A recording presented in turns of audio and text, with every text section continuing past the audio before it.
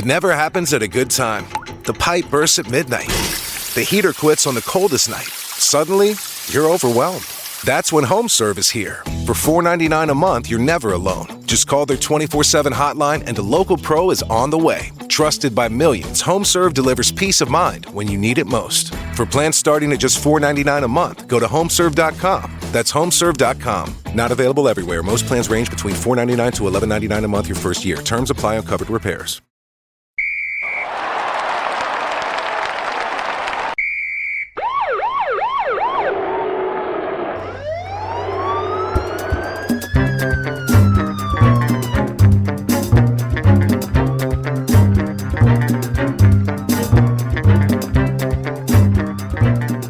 Hello, everybody, and welcome back to Crime in Sports. Yay! Oh, yay indeed, Jimmy. Yay indeed. My name is James Pietragallo. I'm here with my co-host. I'm Jimmie Whisman. Thank you, folks, so much for joining us today on another crazy edition of Crime in Sports. Yeah. This is episode 499. Next week is our 500th episode celebration, where we have a guy that I'm pretty sure most people have heard of because he's been in the news a lot for the last 15 years and keeps fucking up and won't stop. And a legendary player, too. That's the sad part. You're like, oh, this guy was one of the best ever at his position, and now he's just a complete fuck up. So you guys can try to guess from there who we're talking about. I bet a few people will get it. Before we start, though, definitely head over to shutupandgivememurder.com. Get your merchandise. All that is there, and also get your tickets to live shows for Small Town Murder and the 1 Year Stupid Opinions live show as well. Coming up here, we have this weekend in Nashville. You can get your tickets right now. That's the 21st in Nashville of February. March 6th in Durham. March 7th in Atlanta. Hurry up. And then the Phoenix Stand Up Live, Your Stupid Opinion show on March 21st. So get in there, come out and see us. It's a lot of fun. There's a lot more for the rest of the year, but those are the ones we're talking about right now because they're the most pressing. So get into that. Shutupandgivememurder.com. Also listen to our other two shows, Your Stupid Opinions and Small Town Murder as well. Then get yourself Patreon. Come on. Yes. What are you waiting for? Patreon.com/crimeinsports is where you get all the bonus material. Anybody $5 a month or above, you're going to get so much bonus stuff, including as soon as you subscribe, you're going to get hundreds of bonus episodes you've never heard before immediately upon subscription. Then you get new ones every other week, one Crime in Sports and one Small Town Murder. This week for Crime in Sports, we're going to do part 2 of Dead Cyclists, which was fantastic. One of the most fun, crazy bonus episodes we've done. It was a lot of it's the most dangerous thing there is to do.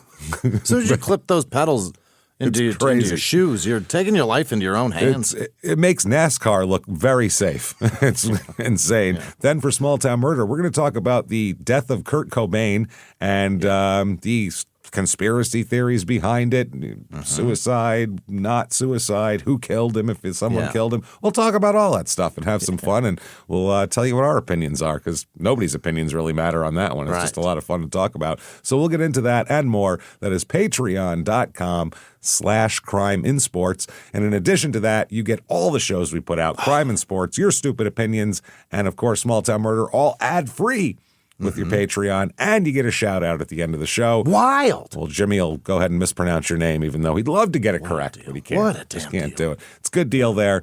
Get in there and do that. That said, let's dive back in here. We're going to finish up with Steve Durbano. When we left off with Steve Durbano, he was having quite the time here in the 70s. He's got hair. He doesn't have hair. Yeah. He's a mess. Later on, he gives up on the hair, by the way. Oh, good for him. By the time this episode's half over, he's just a big fat bald guy. That's all there is to it. So it's a tough life. A lot of fun there.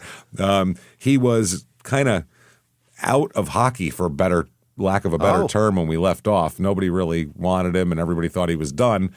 And then on July 15th, 1977, the Red Wings signed him. Mm-hmm. So we talk about that here. He signed a free agent contract with the Red Wings. They had finished last place the year before, haven't made the playoffs in like 5-6 years, which is hard to do in hockey. It's crazy. There's a lot of playoff spots. You really got to do that. So the coach here of our general manager of the Red Wings said, "I know he's got a controversial reputation, but that doesn't bother me. There's been a lot of productive people with controversial reputations. I was one of them, but he's matured. He knows he has to make it in the next couple of years. If he can control himself, I think we'll have a gem of a hockey player for the next 10 years. A gem? A gem of a hockey player. Yeah. And he also said, I spent some time with him at his home a few months ago, and I know what to expect from him. This is not a gamble. He was playing junior A hockey in Toronto when he was 15, so the talent is there. Steve said, I think I can help strengthen the club in a couple of ways. I've been called a goon, but I play through intimidation. And there's not many in this league that can check or hit like I can. On skates, I'm 6'6", and one of the biggest players in the league. Plus, I'm pretty quick for my size. Sure. Yeah, so there you go. Now, 77, 78. He never plays a game with the Red Wings, by the way. Never plays a game. They sign him. He never plays. 34. They go 32, 34, and 14 that year and finished second and went to the playoffs. But that really doesn't matter because he was on the team, but nothing really happened here. September 27th, 1977 here. Apparently, he is he's in the minors at this point here. Which is interesting. I guess they put him in the minors, and because they have a minor league team that needs some fighting, basically. Sure, is the way it looks like here. So that's what's going to happen. They also talk about this game had Dave Hansen in it, who was in Slapshot, one of the Hansen brothers. Yeah. Oh, a real Hansen. Yeah, because those guys are actual hockey players, as you can tell by their skating and shooting. They actually knew what they were doing. Their behavior. That's what's tough when you make a movie like that. Yeah. You can't just get the best actor. You got to get the best actor who also ice skates well and can look, reasonable using a hockey stick, which is... Paul Newman did a fabulous job for a guy who was just an actor. Fuck, he can do everything. But he ice skated a ton when he was a kid. Ah, that makes sense. So he played hockey and ice skated, so that's why he wanted to do it, because he liked ice skating and shit, and he could do it. And otherwise, there was guys who weren't great skaters in that movie, which is tough. It's surprisingly tough to ice skate. You can do it even if you don't know how, but it's tricky. To do it fast and well, you got to do it since you're a kid. That's all there is to it. It's one of those things. You got to be. It's like skateboarding. You got to just be able to skate at any skating. Yeah. I was like a skateboarding. I'd say it's one of those things that, like, if you've never skateboarded, you can't pick up a skateboard at 35 and start skateboarding.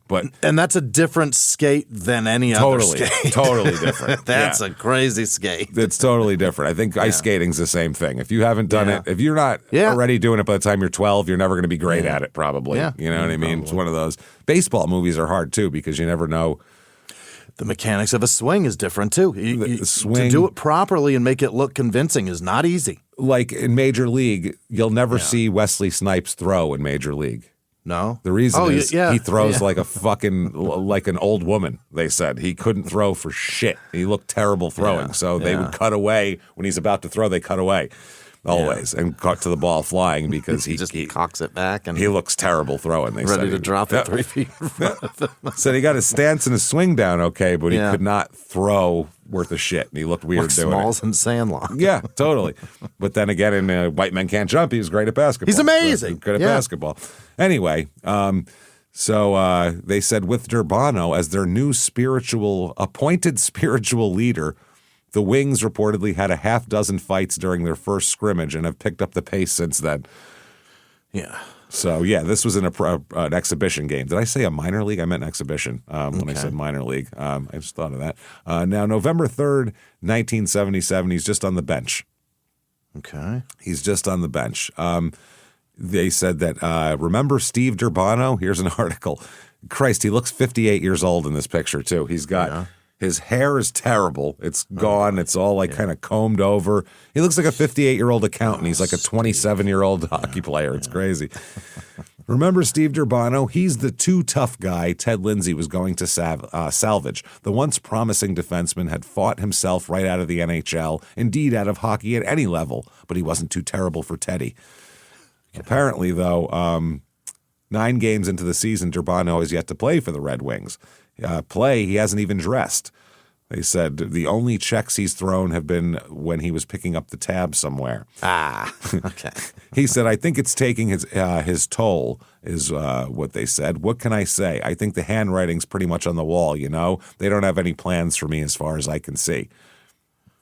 Okay. Yeah, he said, I just don't know what their plans are. I figured by now I'd either be in enough games for them to really have truly judged how well I've played or, you know, not have come here at all to Detroit after training camp.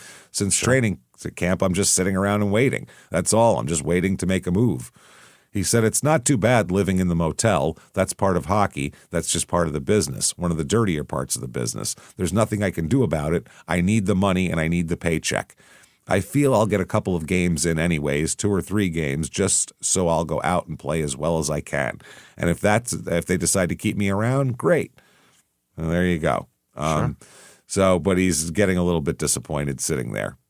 Here is November 16th, 77. The Red Wings sign a couple more guys here. And it looks like they made a trade here. It will bring a couple of center and a right winger to Detroit in return for Steve Durbano and Dave Hansen of Slapshot. Okay, yeah. Hansen was playing for the farm team. Durbano had not seen any action in 14 games yet so far. So he ends up on the Birmingham Bulls roster. Yeah. The next year, 77. Isn't that 78. the name of the team in Slapshot? No, What were they're Johnstown. Johnstown, right? Johnstown, right, yeah. yeah. Birmingham Bulls was actually a USFL team, weren't they? Yeah, it sounds very familiar. No, they were the Birmingham Stallions, the Jacksonville Bulls. That's what they were. The Bulls. Were they not the Bulls in fucking Slapshot? Was there a movie with a team, the Birmingham Bulls? Maybe. That makes sense. A movie maybe with a team. By that, I'm not sure. This is going to drive us crazy. God damn it, that is going to drive us all get all kinds crazy. of comments. God damn it. Sons of bitches. Look it up. Birmingham Bulls movie team. Birmingham Bulls, I mean, there's the hockey team, and that's about it. That's it. that I can see. Well, they're in Alabama? Yeah, Birmingham, Alabama. Yeah. Yeah, where hockey is obviously king. That's where it's at. That's all it is. It's just the fucking hockey team. Where all they want is hockey, obviously, down in Birmingham. Big hockey fans in Birmingham. Clearly. Huge. Oh, that's hilarious. So the Birmingham Bulls here, this is in the WHA, which at the time the Winnipeg Jets were in. They lost in the playoffs to the Winnipeg Jets, who then went to the NHL like very soon after that, I believe. It was in the next couple of years. This team and a lot of Canadians again. Yeah. December 4th, 77, Durbano, the Birmingham News has an article. Yeah. Durbano, riot looking for a place to happen. Okay. Jesus. Pulling on a hockey uniform brings an amazing transition in the personality of Steve Durbano. Yeah. They said the defenseman who came over from the NHL in the whatever the fuck trade, some Russian guy and some fucking other guy, becomes a volcano about to erupt, a riot looking for a place to happen. Off ice, Durbano is pleasant, an articulate man who enjoys, who's an enjoyable partner in a conversation, but there's something about the heat of battle that flips a switch in Durbano. Either way, he hasn't played a lot of hockey here. I mean, he didn't play much last year, and now this year he's not, he's in the minors. He said that he has mixed emotions about going to the World Hockey Association here. He said, there are good points and bad points. I had 5 years in the National Hockey League toward my pension. Maybe that league is a little more secure, but I wasn't getting a chance to play in Detroit, so I'm sure wasn't hesitant about Birmingham. But Detroit opened the door for me to come back after sitting out practically the entire season last year. I'm grateful for that. I believe I can help the Bulls. Maybe the trade will benefit both clubs. So He's trying to play. He's basically trying to look like I'm a nice guy who can do this and, I can play nice, basically. Mm-hmm. He said it's not right for a guy to make $80,000 or so just for going through the motions. The coach sees it, his teammates see it, and the fans see it. The organization here figured it was time for a chance, and they got guys who'll give the fans their money's worth. He's saying other players are lazy, whereas he'll go out and fight. Yeah. Literally will. Absolutely. He said, I need to gain that vital split second, and it's a little difficult when you're learning the team. My teammates are learning too. He's trying to make a go of it. Wait, the WHA, that wasn't minor league. Wasn't that the actual alternate hockey league. Yeah, I think that was the alternate. That was like the WFL or the World Football League or there was a bunch of a soccer league. There was a bunch of like alternate leagues in the 70s, the ABA, all these different leagues. Yeah, and I think that's what the WHA It's professional, yeah. It went from 72 to 79. Yeah, I think it was the actual minor leagues is professional, but I wasn't a minor league. Right. No, WHA was designed to compete alternate. with the NHL. Yeah, an alternate to the NHL here. Now, this is good for Steve because he's going to need it here. The sales, Jimmy, it says, if you want or need more hair. I think want is the key. Who needs more hair? Everybody that wants it. I have to have hair for my job, and it soaks up the oil. I don't know why you need more hair. Want more hair. Because I want it. Because I want it. But you never need it, though. It's not like if I don't have this hair, my kidneys shut down. Like, it's not like that or anything here. It said, don't be fooled or disillusioned. You've seen fantastic claims advertised in other hair replacement ads, but in reality, it's only a poor substitution for only one of our nationally known methods. Truth is, our superior hair replacement far surpasses the so-called new methods others offer, which are actually retreads of methods we have discontinued. You got lame shit is what it is. Yeah. It said you can have the best hair available in the world today. The best hair. You don't have to take our word for it. We'll prove it. The Rich Centers for Hair Replacement is where that is. So you can check that out in Birmingham, Alabama, of course. Now, here is something interesting. This is something different here. Let's not kill Steve yet for this because we're going to find out that it might not have been him. But there's an art in the paper. It says Steve Durbano, then with the Birmingham Bulls, once choked his wife's dog, killing the animal. Wait, what? Okay, that's what it says in the newspaper. Which is a wild accusation if it's not true, obviously. Terrible accusation. Libelous. Not just wild, fucking vicious. And, legally spurious as well here. Yeah. Once choked his wife's dog, killing the animal. That's in like about how crazy he is, an article. Yeah. Okay. Then December 2nd, this is from 2002, now way later, but somebody in retrospect talking about him. This is one of his friends, or was this a coach? Somebody from the hockey team. Quote, yeah, he was a loose cannon, but I had a genuine concern for Steve. He was a troubled young man who had a lot of turmoil in his marriage, too. I remember once his wife couldn't get a hold of him on the road. Guess he was out dancing, and she had a, quote, no dancing rule. No dancing. This is some sort of weird. I've got that same rule. Religious sect here. Yeah, no dancing, Steve. No dancing because you look like an idiot. You look like a fat bald man dancing. Don't do it. Not you, him. I'm so embarrassed. Don't dance. And she left a message that she was throwing out his clothes and strangling his dog. Oh, boy. That is well extreme. I mean, not just, I'm going to leave your clothes out in the yard. I'm going to kill your dog. I figure that's what everybody should do if I dance. Jimmie, don't dance or we're going to kill your dog. We will kill your puppy. Stop it. He said she wasn't bluffing about the dog. Yeah. Steve left the team and flew home. They made up some excuse that he had the flu, and when he got home, the dog was dead. That's a former teammate of his that said that. Wow. So we don't know who killed the dog, but somebody in this sick, twisted fucking relationship strangled the dog because they were mad at the other person, which is... A dog was strangled regardless of side. Wild. Yeah, we're not sure who did it, but that seems like a pretty well-told story. I'm going to believe that one. January 16th, 1978, the World Hockey Association announced that Steve has been suspended for 4 games and fined $1,000 for deliberately hitting referee Bill Friday with a puck. That's hilarious. Fired it through it or off the stick? Fucking shot it at him, apparently, which is a pretty good shot. Yeah. Not bad. They said the defenseman deliberately attempted to injure center Terry Ruskowski of the Arrows during a fight between the players. That's what a fight is. Yeah, I mean, you deliberately. Who's ever thrown a punch and went, you could have hurt me? Well, yeah, that was the fucking point. Yeah. Like every fight is trying to hurt somebody. December 2nd, 2002, again. Here is a more retrospective here. Is a guy that says, quote, I remember Steve walked into our office one day in Birmingham and went up to John Brophy, our assistant coach, and said he owed him $400. Steve got madder and madder and finally said, look, if you don't give me the $400, I'm going to break both of your legs. Okay. All righty. A scout saw this. He said, Brof ran next door to our secretary and said, did you hear that? Write it down. Then he came to me and asked me what I should do. I told him to pay the $400. I said, look, it's only $200 a leg. Yeah. This guy's going to fucking murder you, for Christ's sake. For $200 a leg, man. That's it.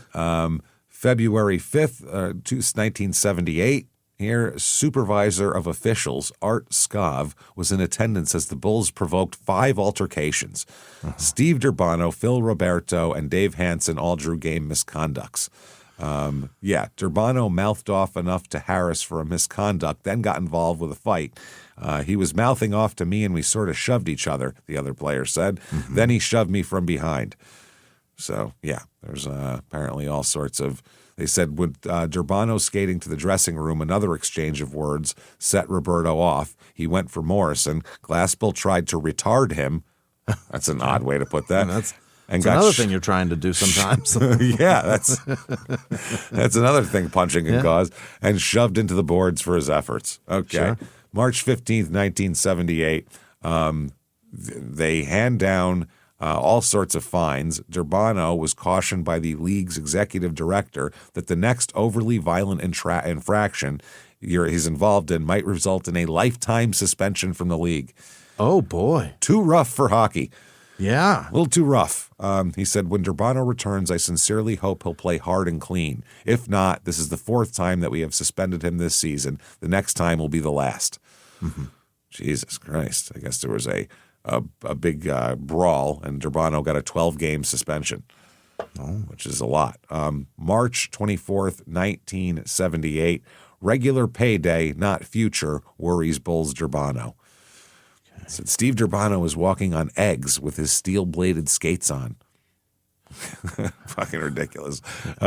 So they said, he's going to get kicked out of the league forever. Steve said, if I wanted to pursue a career, then I would challenge it in court. I could sue for a couple million, and I don't think the league would want to get into something like that. The way I understand it, any kind of incident on my part would lead to suspension.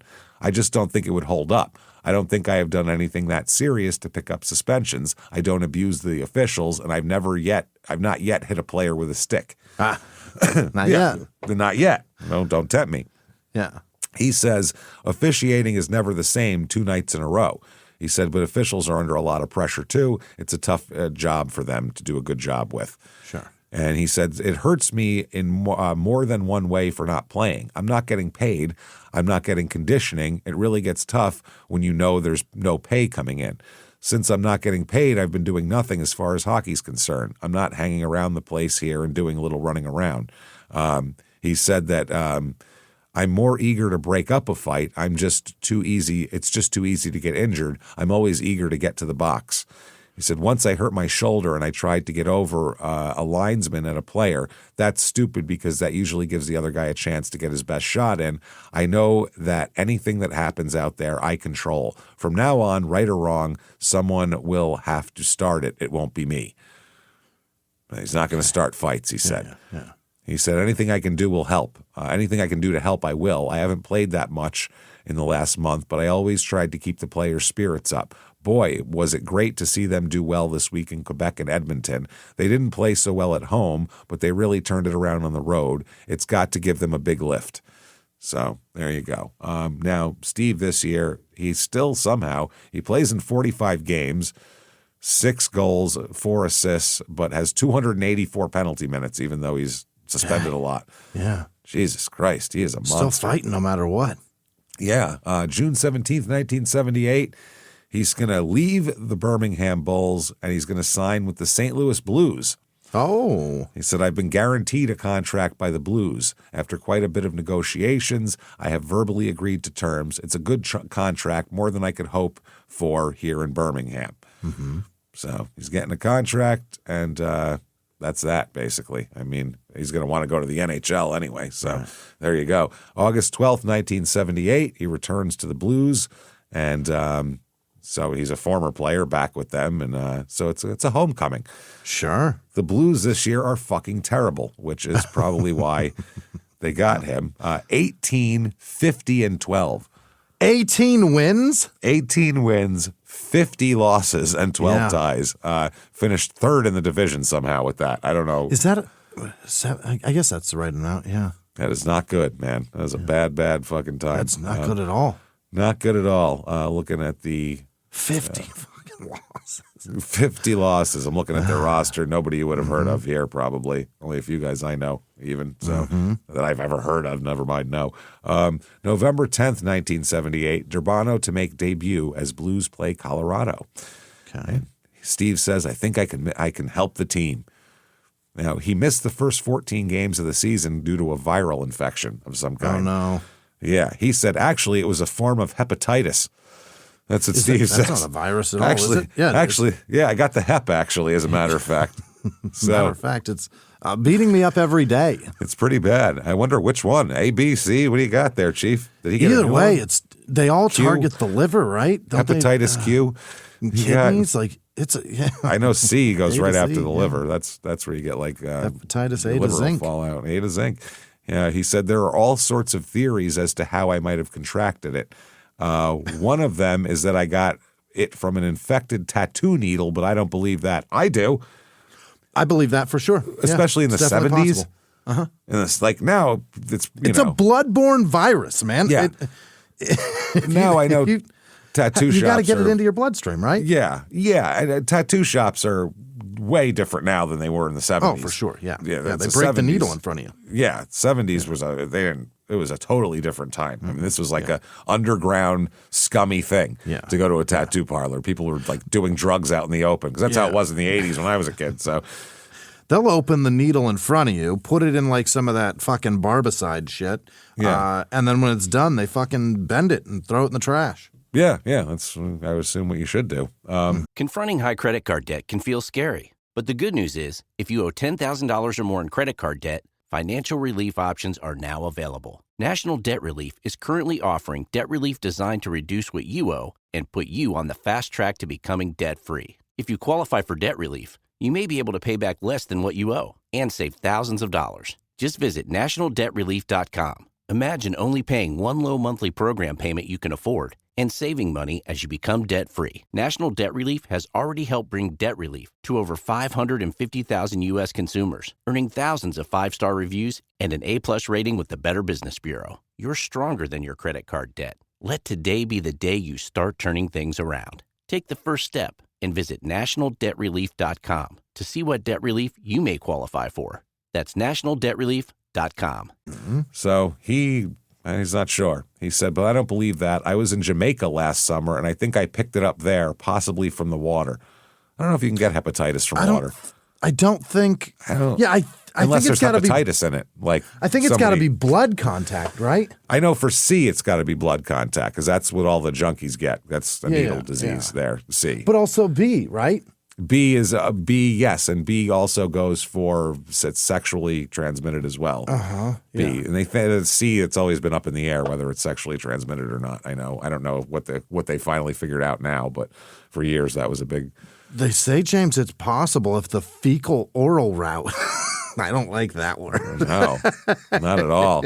That means your poop water got into your good water. I'm gonna say that the entire island of Jamaica would have hepatitis if that was the case. Whereas he also went to some probably scummy tattoo shop in the middle of the night. I'm assuming. But the virus would have to. It would have to be able to survive in the environment, so it would have to be warm. You know what I mean? Jamaica's warm.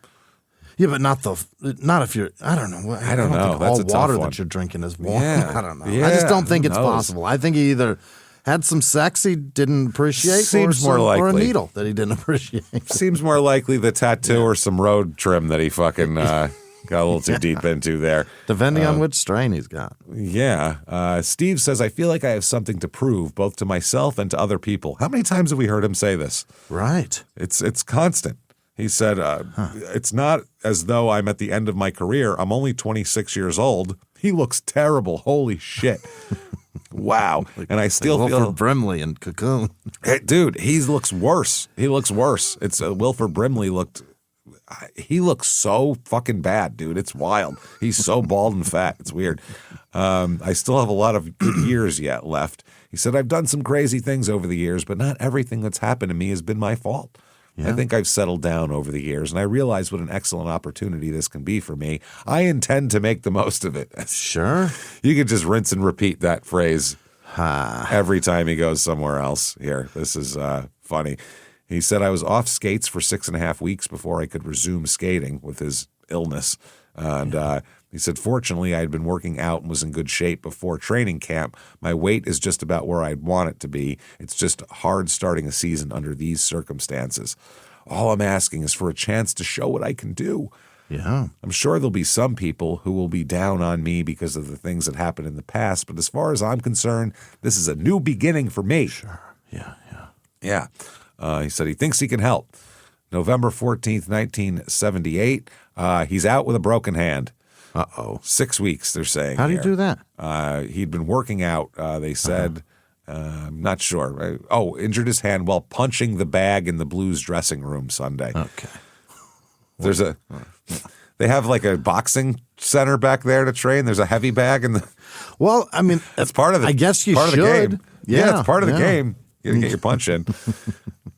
He returns in January, late January, and so he's had a virus, and now he's got a broken hand, so he hasn't really done much. And then February 24th, 1979, the NHL suspends him for 5 games. So it's Steve. It's just regular old Steve again. Seems as though, he hasn't changed much. Yep. He was involved in a stick-swinging brawl that cleared both he did benches. it. He did it. He said, I haven't done it yet. Good there for you go. you, Steve. Good. Yay. They said, in reaching this decision, we considered Durbano's previous record. Durbano has quite a record, as he has been suspended on 3 previous occasions dating back to 1974. It's obvious that the discipline he's received has not proved to be a deterrent. Mm-hmm. No, it hasn't. March 4th, 1979. This is amazing. St. Louis Post-Dispatch. Will Durbano's, quote, moon cause eclipse of his career? What is that? What do you think it is? His head? No, Steve Durbano's first reaction was not surprising. I've got nothing to say, he said, hurrying into the Blues dressing room. No questions, no answers. After a brief discussion with an intermediary, Durbano appeared again. He agreed to talk for 5 minutes. He pulled his ass out? I think so. As it turned out, Durbano seemed eager to discuss how it was that he again had put himself in the National Hockey League limelight, not to mention the doghouse. Durbano, who will complete his most recent disciplinary suspension in time for the Blues game Wednesday night against New York, talked with ease and some anger about how he found himself in trouble again. Mm-hmm. He did not proclaim his innocence, but he did say that he mostly was found guilty of having a bad reputation, which is true, because he was fighting and doing all that kind of shit. They said Durbano sealed his fate when he presented the world a fully clothed moon as he dramatically skated off the ice. Fully clothed? Well, I guess had his ass. I don't know how you take your ass out in hockey pants. That'd be hard. And how do you do it fully clothed? That'd be tough. They said it was graceful, albeit a tasteless statement. Durbano's gliding extended moon. He said, you can't gross out the New York City crowd. It was only a gesture. You've seen guys give the finger. Well, this was just a gesture, and it wasn't directed at the people in the building. It was for the league. Oh, so he faked it? Like act like he pulled it down, I guess, something like that. Like fucking Randy Moss? I guess, yeah. He said it's Durbano's belief, and likely true, that had he battled and mooned in any other city, he would have not suffered the humiliation and suspension. He said anywhere else there would have been a couple of lines in the paper, and that would have been it. The league would have gotten a report on the paper. On paper, it wouldn't have looked like much. But he said all the league powers, and they got to see it. And he said the moon was their crutch. The moon was their crutch. He said there was one story where they were asking other people what they thought of me. They're asking people if I'm nutty. Well, if I'm nutty, those people have to be nuttier because they're paying my salary. They're coming to see me play. He said, I don't know where it goes from here. I don't know what the club thinks about this. I think they understand that it wasn't my fault, but I don't know. Okay. I don't know what Ralston Purina thinks about all the publicity because I think they owned the team at the time. He said, the only way that I'm going to stop getting this attention is to go through the rest of the season without any incidents and go through next year without any incidents. Yeah. Yeah. He said, I've had 5 operations about his hand. He said, I've got to protect myself. Yeah. Okay. 5 operations on his hands. Yeah. He's a mess. Yeah. Well, think of it. He's always punching people. Yeah. Yeah. And playing hockey. You need those to play hockey. Fuck. Yeah. Well, he said, now in the old days, I might have started all this crap, but I don't now. Now I don't look for trouble. Well, it finds you all the time here. Here's another fight, April 8th, 1979. With 4:18 remaining, tempers flared when the Blues' Steve Durbano and Chicago's Mulvey clashed in the corner, with Durbano flattening Mulvey with a high stick. Well, that's not good. Reggie Kerr immediately charged after Durbano, and the two wrestled. When that was settled, Mulvey skated up behind Durbano and belted the Blues defenseman across the back of the head. Durbano then knocked linesman Bob Luther to the ice in his attempts to get at Mulvey, but was restrained by his teammates. This is a fucking disaster. A goddamn disaster. So obviously he's a mess. This year with St. Louis, he only plays in 13 games. Uh-oh. With all the hep and the fucking broken hands. 1 goal, 1 assist, 103 penalty minutes in 13 games, which is fucking impressive. Yeah, it's almost 10 minutes a game. That's very impressive. Okay, so that is it for hockey for Steve. All done. No one wants to sign him again after this. No. I mean, every time they sign him, it's like, well, he's still young, he can still do it. Yeah. And he's like, I got to clean my act up, and it's going to be different than this. And now by halfway through the season, he's suspended. He's mooning people. He's punching everybody. He just can't get his shit together. So he's done with hockey. So about 2 years goes by where we don't hear much from Steve. Assume he goes back home and collects the corpses of his dogs that his wife has murdered in his while he was gone, and gets his pet cemetery in order. Yep. Then February 10th, 1981, Steve Durbano faces 2 drug charges. Oh. Not good here. He appeared in provincial court in Canada on Monday of charges of importing cocaine into Canada and possession of cocaine for the purpose of trafficking. I mean, they need a drug dealer, right? Because they need one. That's so far from the border. Holy shit. He was being held at a Toronto detention center, but his lawyer said he expects his client will be released within a couple of days on a bail of $20,000. Importing carries a minimum sentence of 7 years in prison and a maximum sentence of life in prison upon conviction. Possession for the purpose of trafficking has no minimum sentence but carries a maximum sentence of life in prison.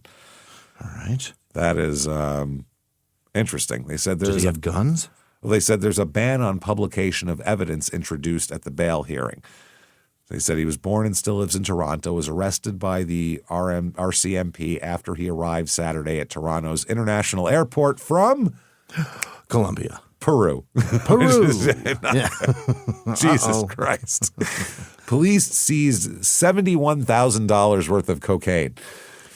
81 That's a money. lot.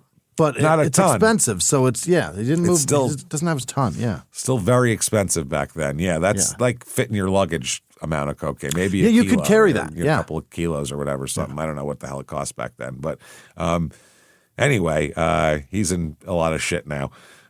February 12th, 1981, bail delayed, it says here. I guess Durbano and his relatives who were going to post a $20,000 bail had to find another justice of the peace because apparently he had to wait 3 hours for this because the justice of the peace walked off the job. He just quit in the middle of the day. I can't do this anymore. That is amazing. He just left. The walkout came just before Durbano's bail hearing was to take place here. He's like, hey, but come back. What the fuck? I need help. Yeah, according to Durbano's aunt, Amelia Canestano, the justice of the peace, his coat on his arm just said, I don't like these accommodations. Good night, and left. No, we've had enough of this place. Wow. His aunt said everyone was flabbergasted. Yeah, she called the lawyer and was like, what the fuck, man? Yeah. So customs officers seized 474 grams of coke is what they got on him. That's a lot. It's definitely more than you can use. I mean, unless you were just trying to stock up. That's the unless you're stocking up. That's, you know what I mean? Like trying to just get a winter's worth. Yeah. A nice like a good cushion. Yeah. Well, yeah, it's like you're hibernating to put in the cave for later, just to have for a while. Like, it's cold in Canada. People buy shitloads of towels at Costco. Paper towels and all those. Toilet paper, you stock up on that. Yeah, shit you know you're going to use. I know I'm going to use this cocaine, so it's fine. Because what, a quarter pound is 8 ounces? No. I'm thinking QP in terms of grams from weed. Oh, fuck. How many grams are in an ounce? 28 per ounce. 7 per four. Yeah, quarter. It's 8 times 4 is 32. So, it's 102. Yeah. There. So that's 102 over a pound. 102 grams. Grams. That's all he has? No. That's a quarter. Pound. Got it. Okay. Yeah. 28.4. 70. Okay, there we go. This is at the airport. 8 ball's half It's just 3.5 grams. It's right. An eighth. Yeah. It's an eighth. Right. Yeah. Half a quarter. Yeah, half a quarter is an eighth. Right. Yeah. 3.5 grams. Why do I say it like that? Half a quarter is an eighth. Oh man! So his trial is going to be set for March, and here we go. In March, he's appearing in court on all these charges, and here we go. September 25th, 1981. It says Durbano committed to trial. That's good. I'm glad because you want to it's make a commitment set to these date. Things. Yeah, you kind of have to do it. They're committed to it also. It's a hard date. He said he's committed. He's going to be there. He's going to do it. October 4th, 1981 here. Durbano trail set. The Daily Times can't spell the word trial in their fucking headline. How did they spell it? Trail. Durbano trail set, it says. They mixed up the A and the I. Maybe don't get a dyslexic copy editor next time. Yeah, let's not do that. I understand we want to help people, but this might be a little much here. That's absurd. January 26, 1983. Durbano denied. This is one of the best ever. Hockey players, they get hit in the head a lot.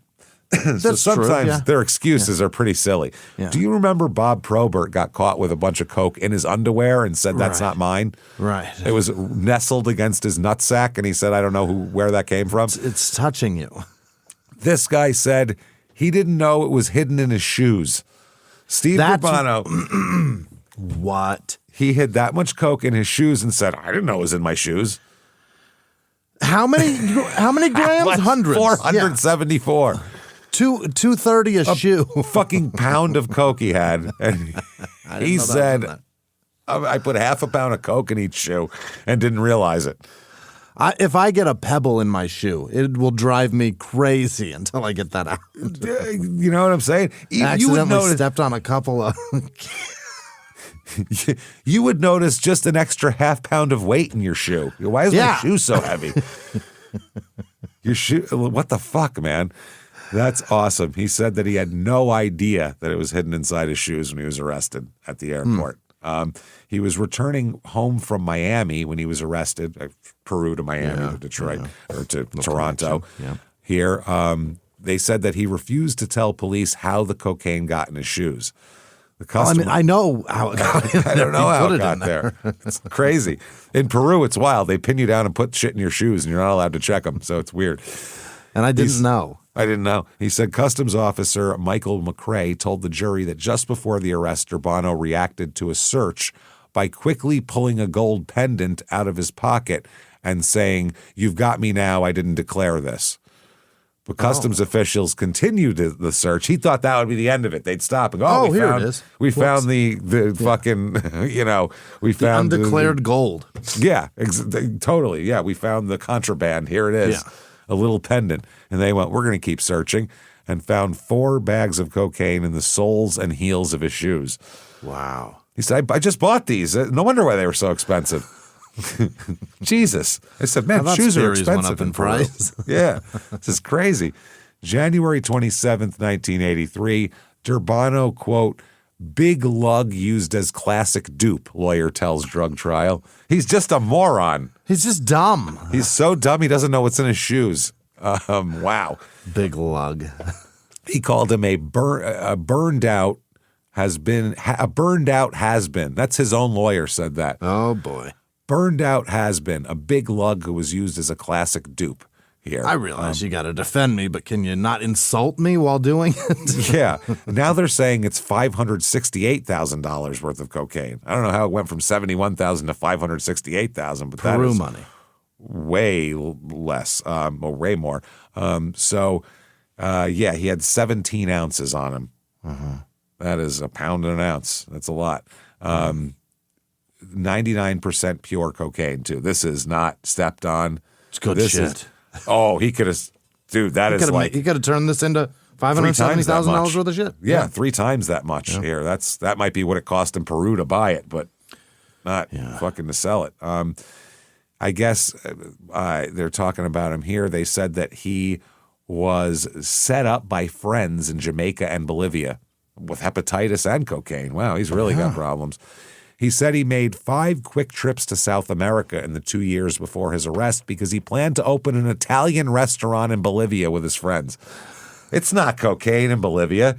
I know they call it Bolivian marching powder and all that, but I just wanted to give the good people down there a good veal parmesan. That's all I was looking to do. That's it. I just wanted to spread the love of rigatoni throughout the Southern Hemisphere. What the fuck? You got to try my pink sauce before you start accusing me of shit.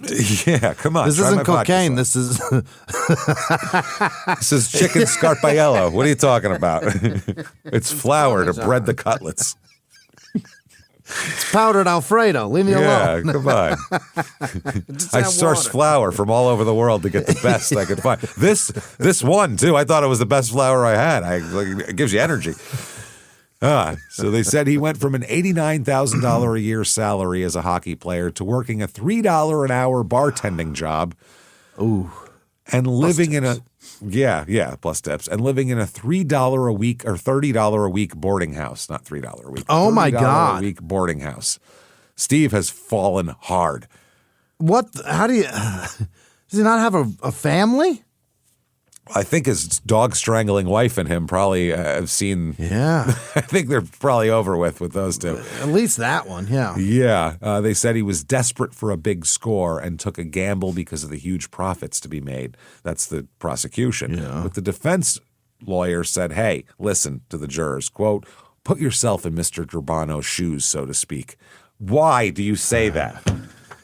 Why every time do they do that? They're heavy, man. You put yourself in. I can't. They're full of cocaine. My feet don't fit. I can't get them in there. Idiot. Yeah, it's all full. How do they do it? I don't know. Every time they have to do it. And he said, so to speak, because he caught himself. He's like, fuck, don't mention the shoes. No pun. I don't know. Wow. And that's the guy that's defending him. That's your defense attorney. You know don't you're bring in trouble. up shoes. Please don't do it. My head would snap. Like, dude, did you just say shoes? Yeah, but if the shoe was on the other foot. No, don't say that. I mean, if the shoe fits, you know what I'm saying? Shit, wait, hold on. Damn. Don't even say we got our marching orders. We might confuse that with the shoes. He said, but ask yourselves whether you could be duped in the same way. Yeah. No. There, I just did it. Likely not. Likely not. And that's fucking hilarious. Okay, now January 28th. Yeah. Here we go. He is going to be convicted. Oh? He is convicted of trying to smuggle $568,000 worth of cocaine into Canada. The jury deliberated for more than 6 hours before convicting him here. Mm-hmm. He had pled not guilty, said he was set up by his friends, yada, yada, yada, all that bullshit. The judge also said that Steve should be grateful he was arrested in Canada instead of the United States because Mercury Morris, the Dolphins running back, had just got busted for coke and got sentenced to 20 years in prison for it. Mercury. So this time, though, Steve is sentenced to, you, sir, may fuck off 7 years in prison for Durbano. Ooh-wee. Better than 20, but not much. Not much. He said that, quote, he succumbed to the temptation to make a fast buck. Oh, that's what the judge says. I'm sorry. Okay. The judge said that. Yeah. By the way, they said the cocaine in Bolivia probably cost about $6,000. Is that right? Yeah. That's why people were in this business.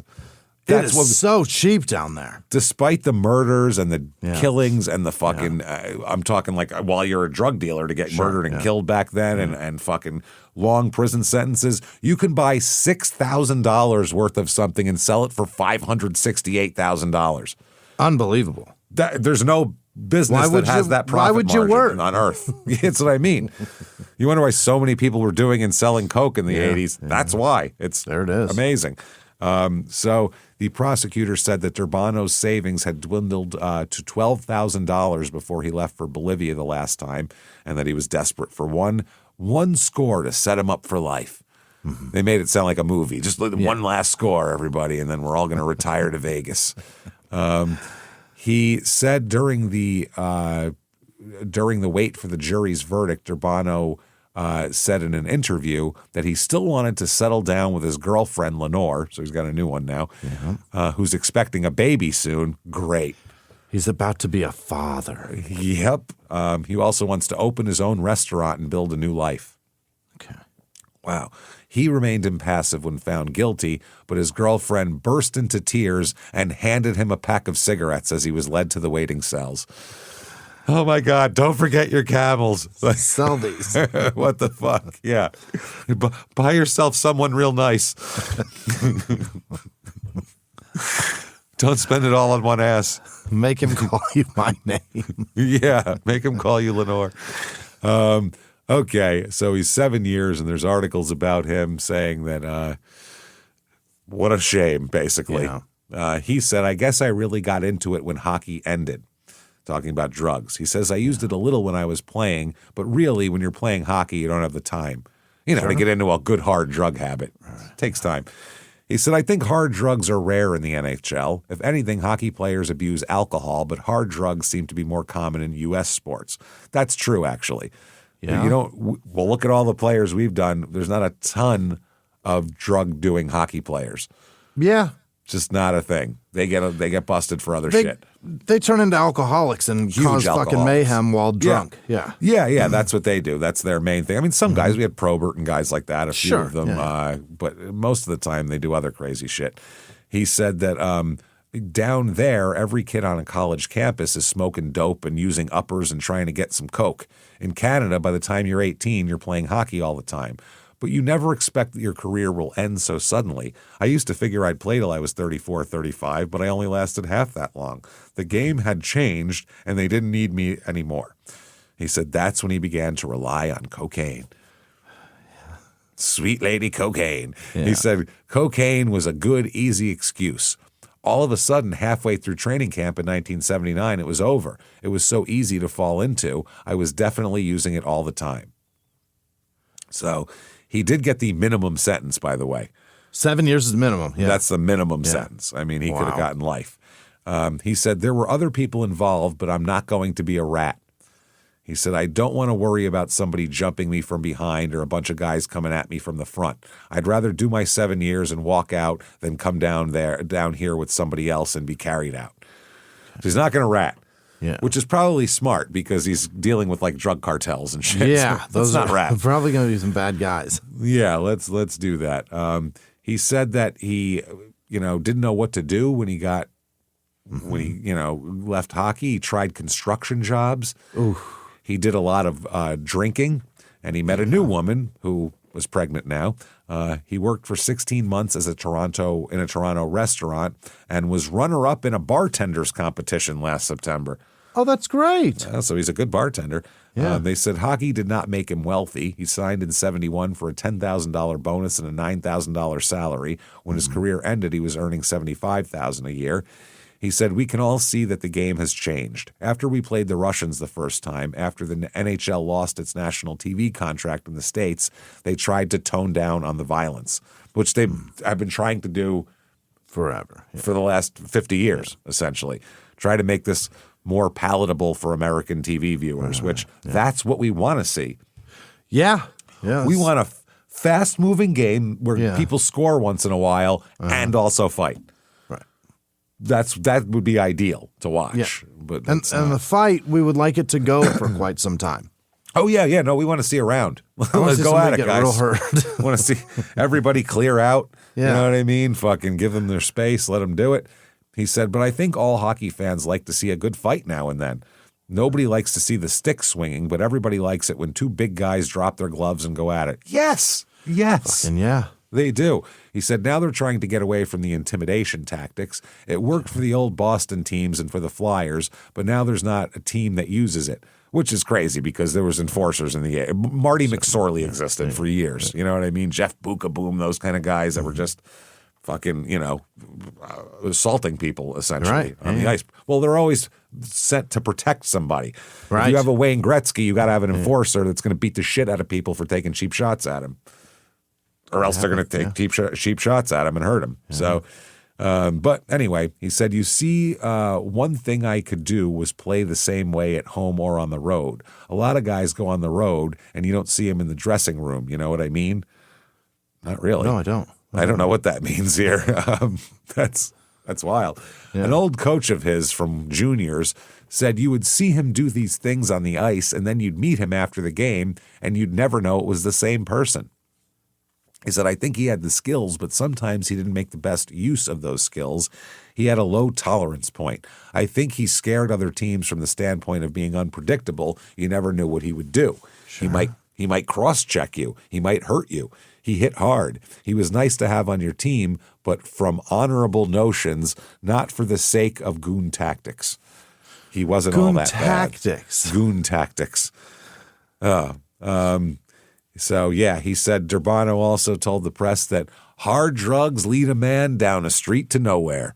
Okay. Which is, I think, a Bruce Springsteen song, The Street to Nowhere, isn't it? It sounds like it. On the street to nowhere. Certainly half the point of the Green Day song. Yeah. So, July 10th, 1983, tapes of an interview with Steve Durbano here were seized by the RCMP drug squad, according to published reports. Yeah. This is 2 years after the whole thing. The Globe and Mail says police seized the tapes from the CTV program W5 for its use in a perjury case they're building as a result of Durbano's trial. Okay.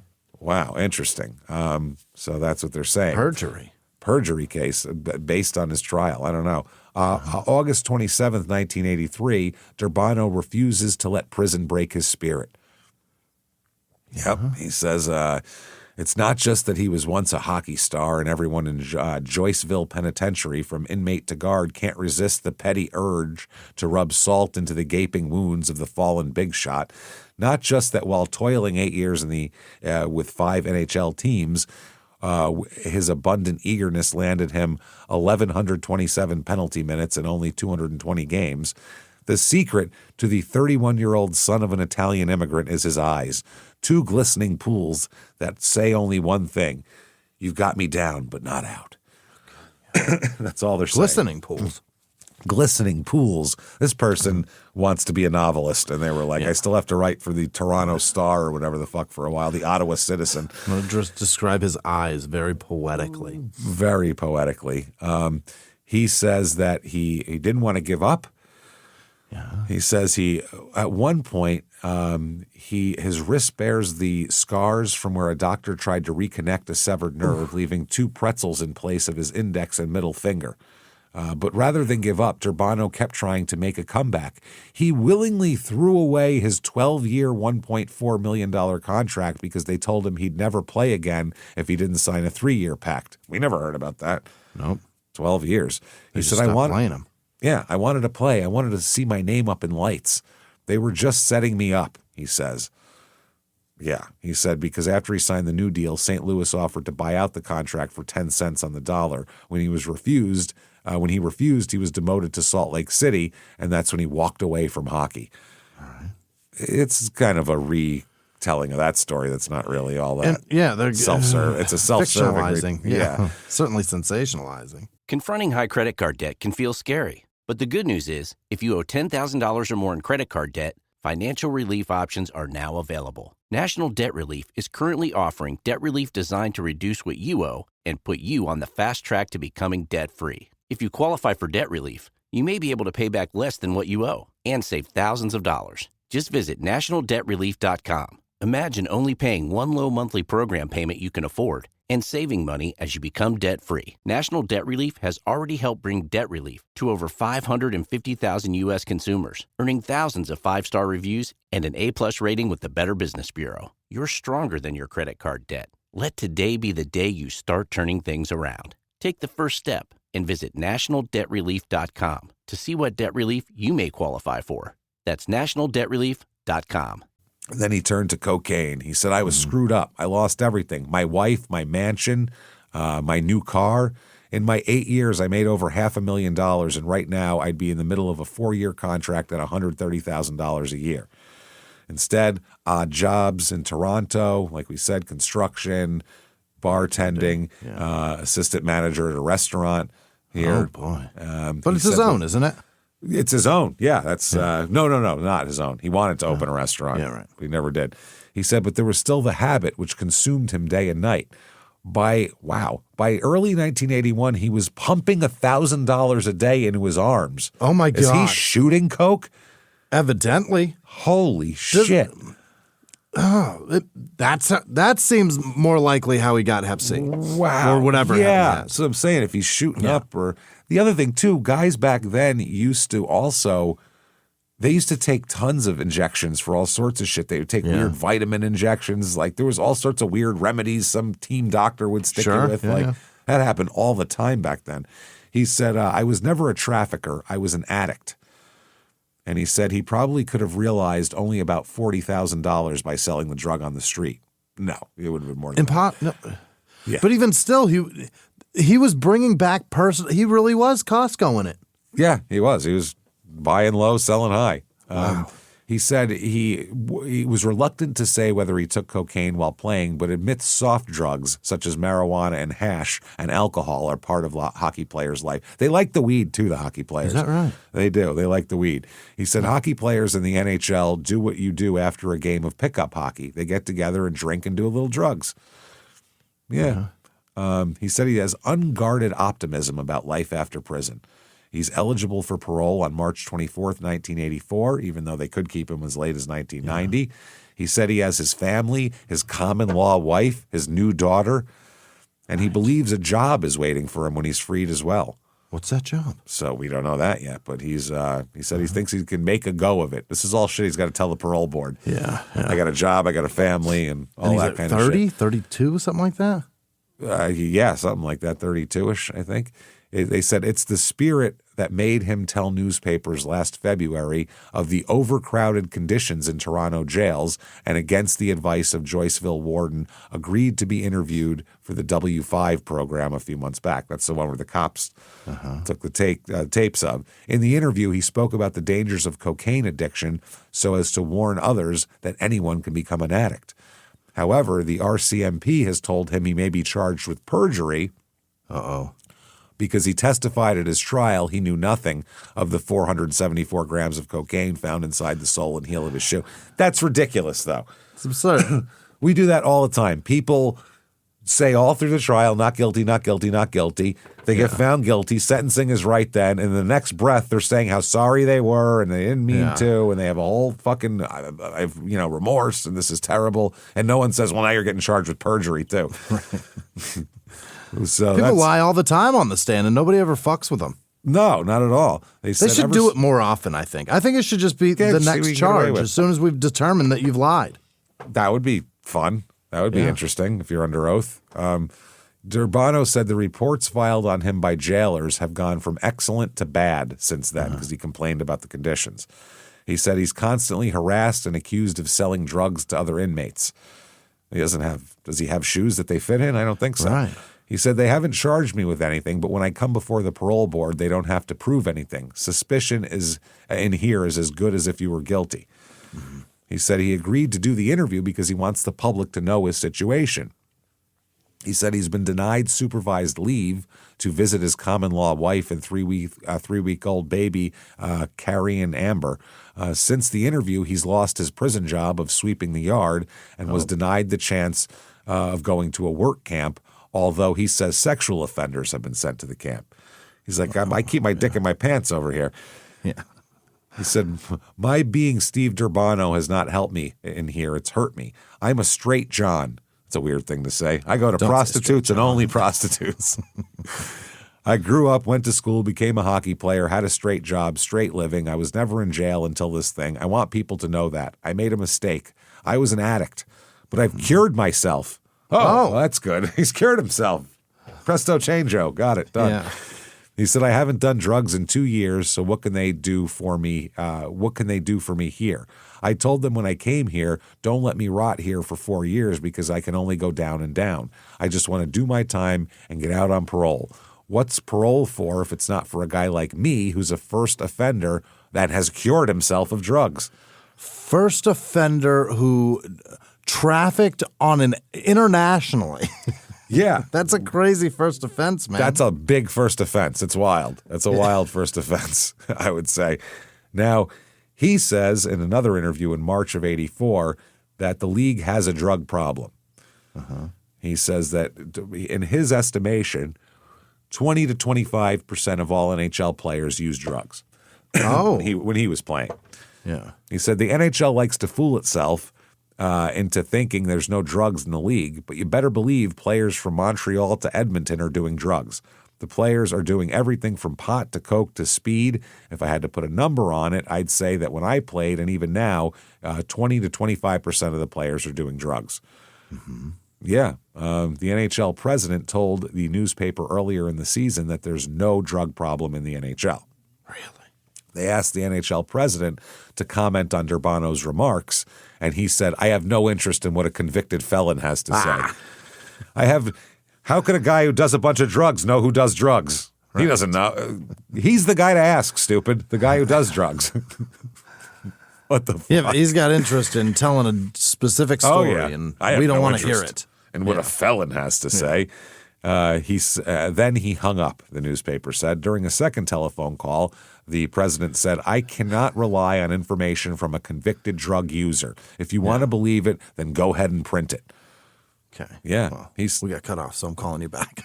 Yeah, hold on. Durbano said, when I was in the league, who do you think I partied with? You think it was just me in a room? Yeah, Ziegler was the president. He said, most of the time, there was teammates with me. Without mentioning names, I know there's a 50-goal scorer in the league right now who I know does all kinds of cocaine and Quaaludes. I'd say there are half a dozen guys on every team that smoke pot, and then there's a few heavy users as well. Yeah. There we go. A couple days later, his former teammates of Steve Durbano characterized the one-time hockey player as a bitter man, and they dismiss his allegations of drug use. This is hilarious. Yeah. That's very funny.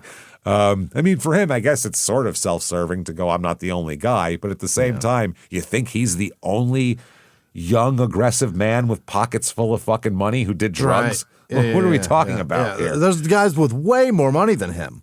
Yeah, way more. It's just, it's ridiculous. So one of his former teammates here, Ron DeLorme, we're going to talk to Ron DeLorme, John Garrett, I almost said Jason Garrett, like the Cowboys coach for a while there, and Colin Campbell of Detroit. So they were all teammates of his at one point. And it says, this is DeLorme, said, I think he's mad at the world. I don't believe that figure he gave. How would he know? How could he say that, especially from where he is now? He's guessing. The word is that he's mad at the NHL for the mistake he made. He also said it's certainly not fair for him to say that so many guys are using drugs. He's judging that on guys he played with, and that makes me look bad because I played with him. I don't need that. I was really cheesed off when Johnny Garrett told me about the story. He was cheesed, man. I'm cheesed off. I'd love to know. I mean, I guess that's pissed off, and you're just not using the word, but who chose cheese? Cheesed off. I get it in Wisconsin, maybe. But. Yeah. According to DeLorme, Durbano moved in different circles than most of his teammates. He said he had his own clique. I didn't see much of him, so let me distance myself. Yeah. Garrett said he found Durbano a little strange and kept his distance from him. Yeah. He said, I had doubts about his lifestyle, and that's why I avoided him. He was more or less a loner. I think he's a little bitter at the NHL and society in general. How anybody could say that 25% of the players in the NHL are using drugs is stupid. Now people will think you're guilty by association. I think everyone concerned in hockey is just going to resent the story, not just the guys he played with. Okay. Yeah. I bet. I mean, it seems like that's probably an accurate number that I would guess of 1 in 5 guys. Yeah, very wealthy guys that 2 and 5. I think 2 and 5 that are very wealthy can. They don't have a drug problem if everything's going great. And it's not affecting them, their physicality, because they're 25 years old and you can do that kind of shit. And the other thing back then is when you go out and party and try to get women. Yeah. If you had coke that's where in it's 1978, you get more women. You get a lot of women back then and shit. So that's what a lot of guys were using it for too, was just to party, to get women to get more bees with that honey. Be able to drink later at night and do all that shit and hang out. So Campbell, the other guy, said, let's put it this way. Coming from him, it's understandable that he would want to strike back at the league and at the players. There were more stories going around about Steve Durbano and the crazy things he'd do than you would believe. If he says 20 to 25% of the players are doing drugs, he's way out of line. Take it from me, and I've been on a bunch of teams. 5. The same amount that Steve was on, by the way. Exact same amount of teams. I was guessing 40%. 20 to 25. That's probably not that bad. 1 in 5. I bet that's right. That seems right. Canucks general manager Harry Neal says the NHL would be foolish to believe there's no drug abuse in the league, but feels Durbano's figure of 20 to 25% is not close to the actual number. He said, I wouldn't even hazard a guess at the percentage in the league. I don't agree with Durbano. I can't. It makes my league look like shit. Makes me look terrible, yeah. I think those numbers were off the top of his head. He's not a very reliable source to be quoting or believing. Most of the players in this league are a lot smarter than Steve Durbano. Yeah. Really? Steve Durbano perhaps made up a statistic, like the other 88% of them that are quoted? Pulled it out of his ass? Yeah, right. Big shocker. Yeah. And you're pulling a statistic out of your ass. I don't know this. It's the same thing. Who knows? Every NHL team, says Neal, receives a training camp visit from the league's security office, and the players are informed of the consequences of drug abuse. Oh, well, then none of them will do it. That's all they need. Oh, they already know? Yeah, they just need some guy to tell them not to do it, and it's bad for them. Then they'll stop. They know the consequences, so clearly they'll never do it. No, young, rich professional athletes never think that they're above consequences and that they can last through anything. Broke, meth-addicted trash knows the consequences. They're doing it because it works. Yeah, it doesn't. Yeah, and these people think, well, there is no consequences. I did coke. I banged a hot blonde. I got up. I got in my nice car, drove to the stadium, played a fucking hockey game, and people cheered for me. What's Pretty the problem? fucking sweet day. Yeah, not a bad day. So she sucked my dick for a very long time, and I was on so much coke I couldn't come. So I couldn't even feel it. Sucking. Kept on sucking it. I just gave her more coke. So they said one guy here, the Canucks retain a consultant, Dr. Max Offenberger, for any player who might seek help confidentially. Okay. So if you don't want to announce it. He said, I've said all along since the Don Murdoch case that someone else is going to get caught, and I tell my players, don't let it be you, emphasized Neal. Yeah. According to Neal, the symptoms of drug abuse are missing practice, showing up late, or sluggishness have not been evident. However, Neal realizes that does not mean that the team is completely clean. No. Just means these people have figured out a way to get it into their lives, and lots of people show up on time for work and do coke. It's not not mutually exclusive. He said the coach would be the last to know.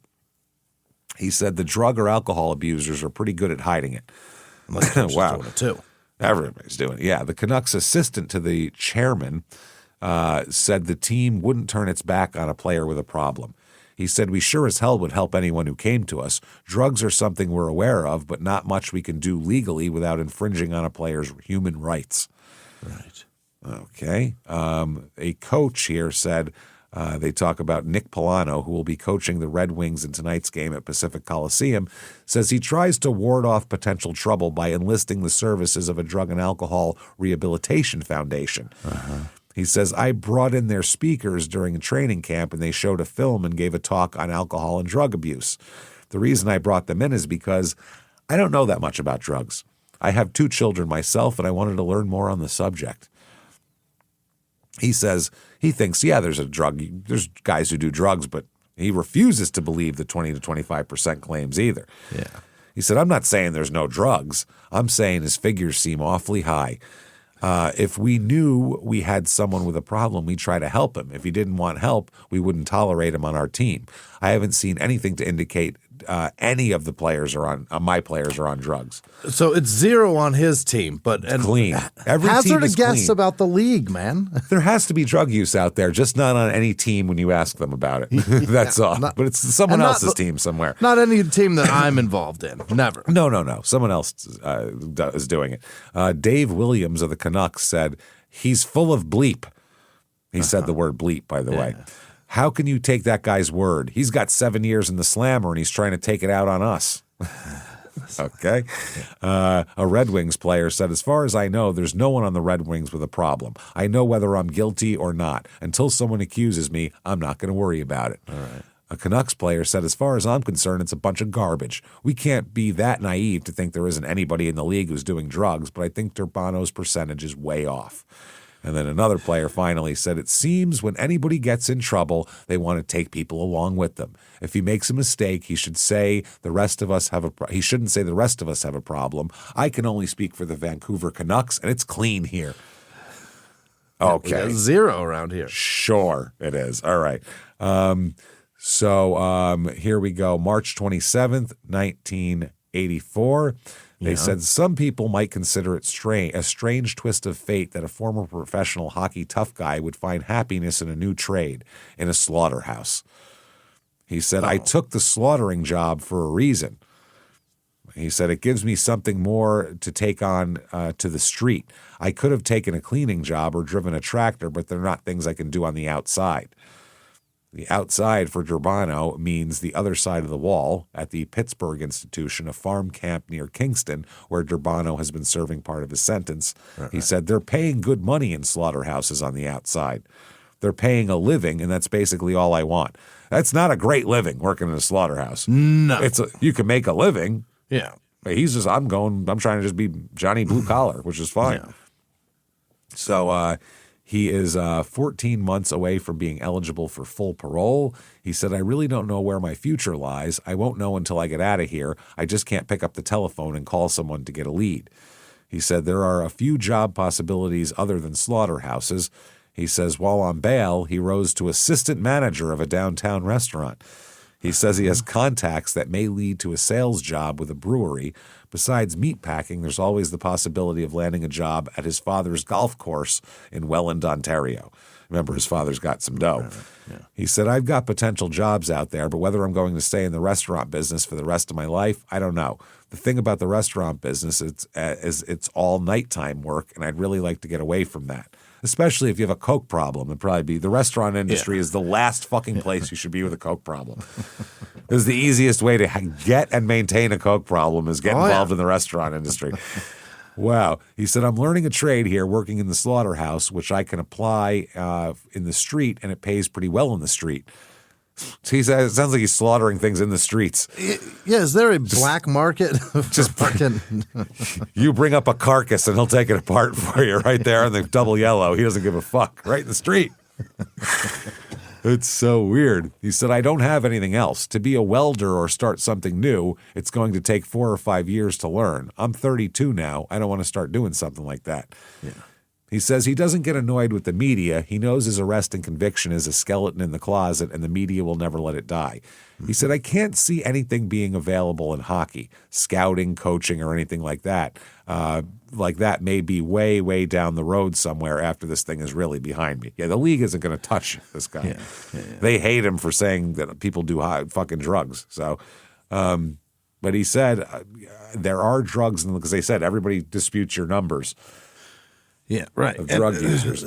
They dispute your numbers, and most of them some of them even dispute that it's even a thing. Yeah, they're like, I don't know what you're talking. You can't play hockey and show up on time and do drugs. That's crazy. Jesus. he said there are drugs in the league. I'm not saying it's a great percentage of guys, but you've got guys who are doing drugs. What do you do with the other 22 hours a day when you're not on the ice, when you're making $300 or $400 or $500 a day? There's people out there who can afford it. Yeah, right. That's Exactly. it. Right. Yeah. He said that's where people who are selling it go to, the people who can put cash on the line. The NHL clubs are going to get one of their top guys busted before they open their eyes and realize they have a problem. He said they should start doing what the NHL and NBA and baseball are doing. They have drug rehab programs for their players. Mm-hmm.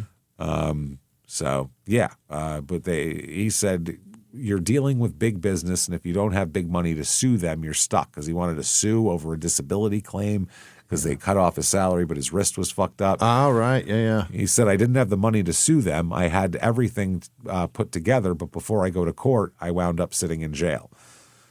So they say even now Durbano's forearm is smaller, his left forearm is smaller than the right, and when 3 fingers on his left hand move one way, the fourth goes another.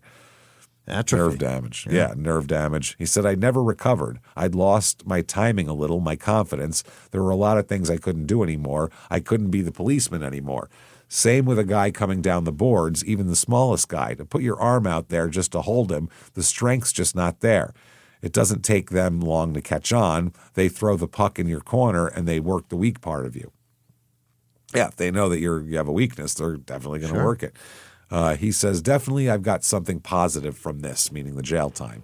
If you think you meet a lot of jerks out there in the streets, you wouldn't believe the amount you meet in jail. Yeah. You need to tell me the worst people are in jail? Weird, strange. Jerks, mind you. Is that right? Not I think it's just jerks murderers ever. and pedophiles. Right. Jerks.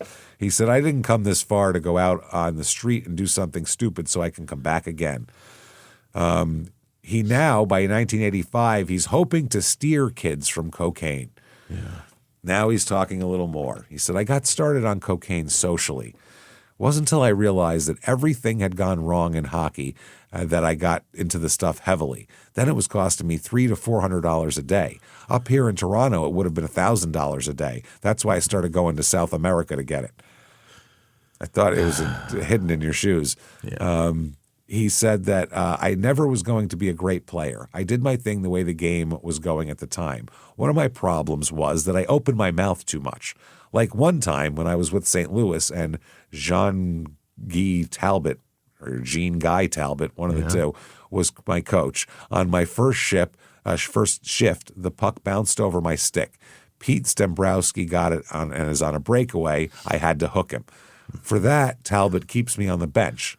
I always was on the power play. When we got a power play, I'm still sitting. The fans are screaming to put me in. I got up and went in the dressing room, told the press I wouldn't play for that man.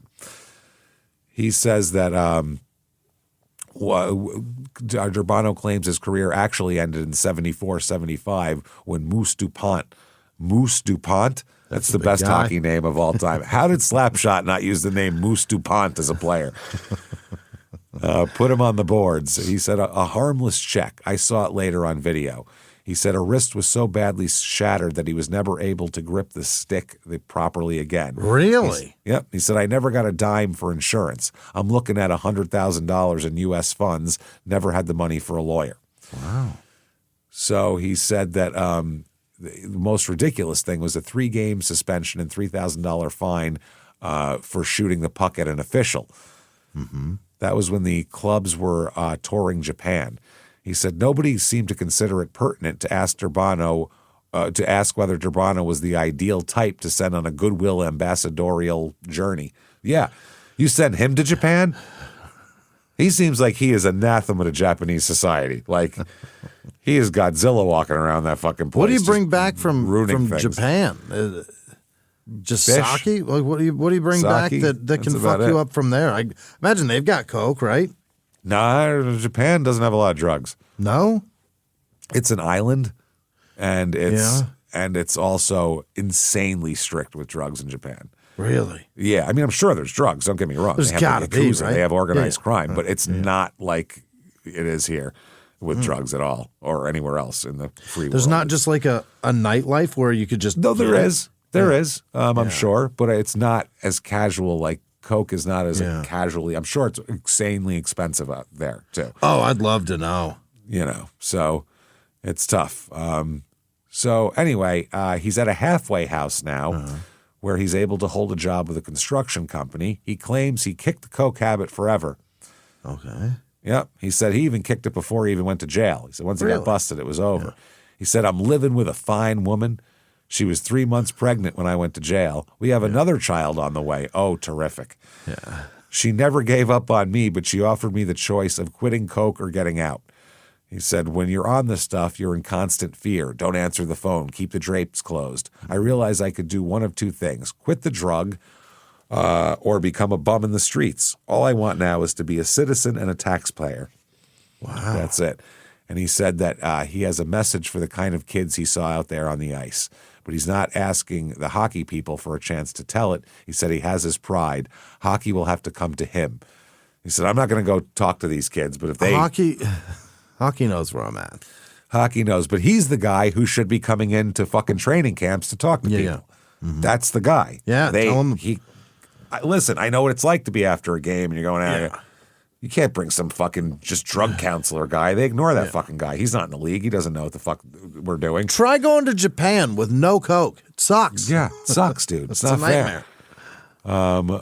Let's see here. March 6, 1985, here, there is like a charity game. Yeah, I guess a Toronto Maple Leafs charity. The alumni will take on the Mississauga NHL All-Stars in a charity game for some trust fund thing. And Steve Durbano is going to play for the Leafs, so he's in a halfway house. Yeah, but he's can do this. Evidently, that was a military outfit, the Maple Leafs. Oh, was it? Okay. Yeah. That makes sense team then. After him as like an homage to him. Good for them. Interesting. So the government couldn't figure out what the plural of leaves was either. That's even sadder. At least the hockey players had a fucking excuse. They could hit in that a lot. The best and brightest called them the Leafs. The Leafs. Okay. Now, April 28th, 1985, he emerged from the Joyceville Penitentiary outside Toronto 3 months ago after serving 15 months of a 7-year sentence, and he emerged from a life when another gram of cocaine for another spree of banging or injecting cocaine into his bloodstream with a syringe was all that mattered. He was fucking injecting himself. Definitely where the hepatitis came from, by the way. They said, but he did not emerge as a born-again evangelist of goodness. He is not sugar-coated. He's not a sugar-coated tale. It is real, stark, stunning, and disturbing. It's an accurate reflection of the world in which gray predominates over black and white, in which those who suffer only stagger, not sprint away from tormented pasts. Mm-hmm. Jesus.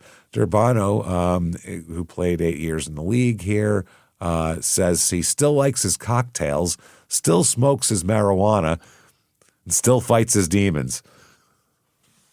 Okay. I am certainly not sober. I'm a mess. Not sober. That's not even California sober. No. That, I don't even know what you'd call that. That's doing all the drugs still. Greenwich Village sober, I would call that. I just smoke weed and drink fucking booze. I don't even know what you'd call that. That's a Seattle sober. A different type of thing here.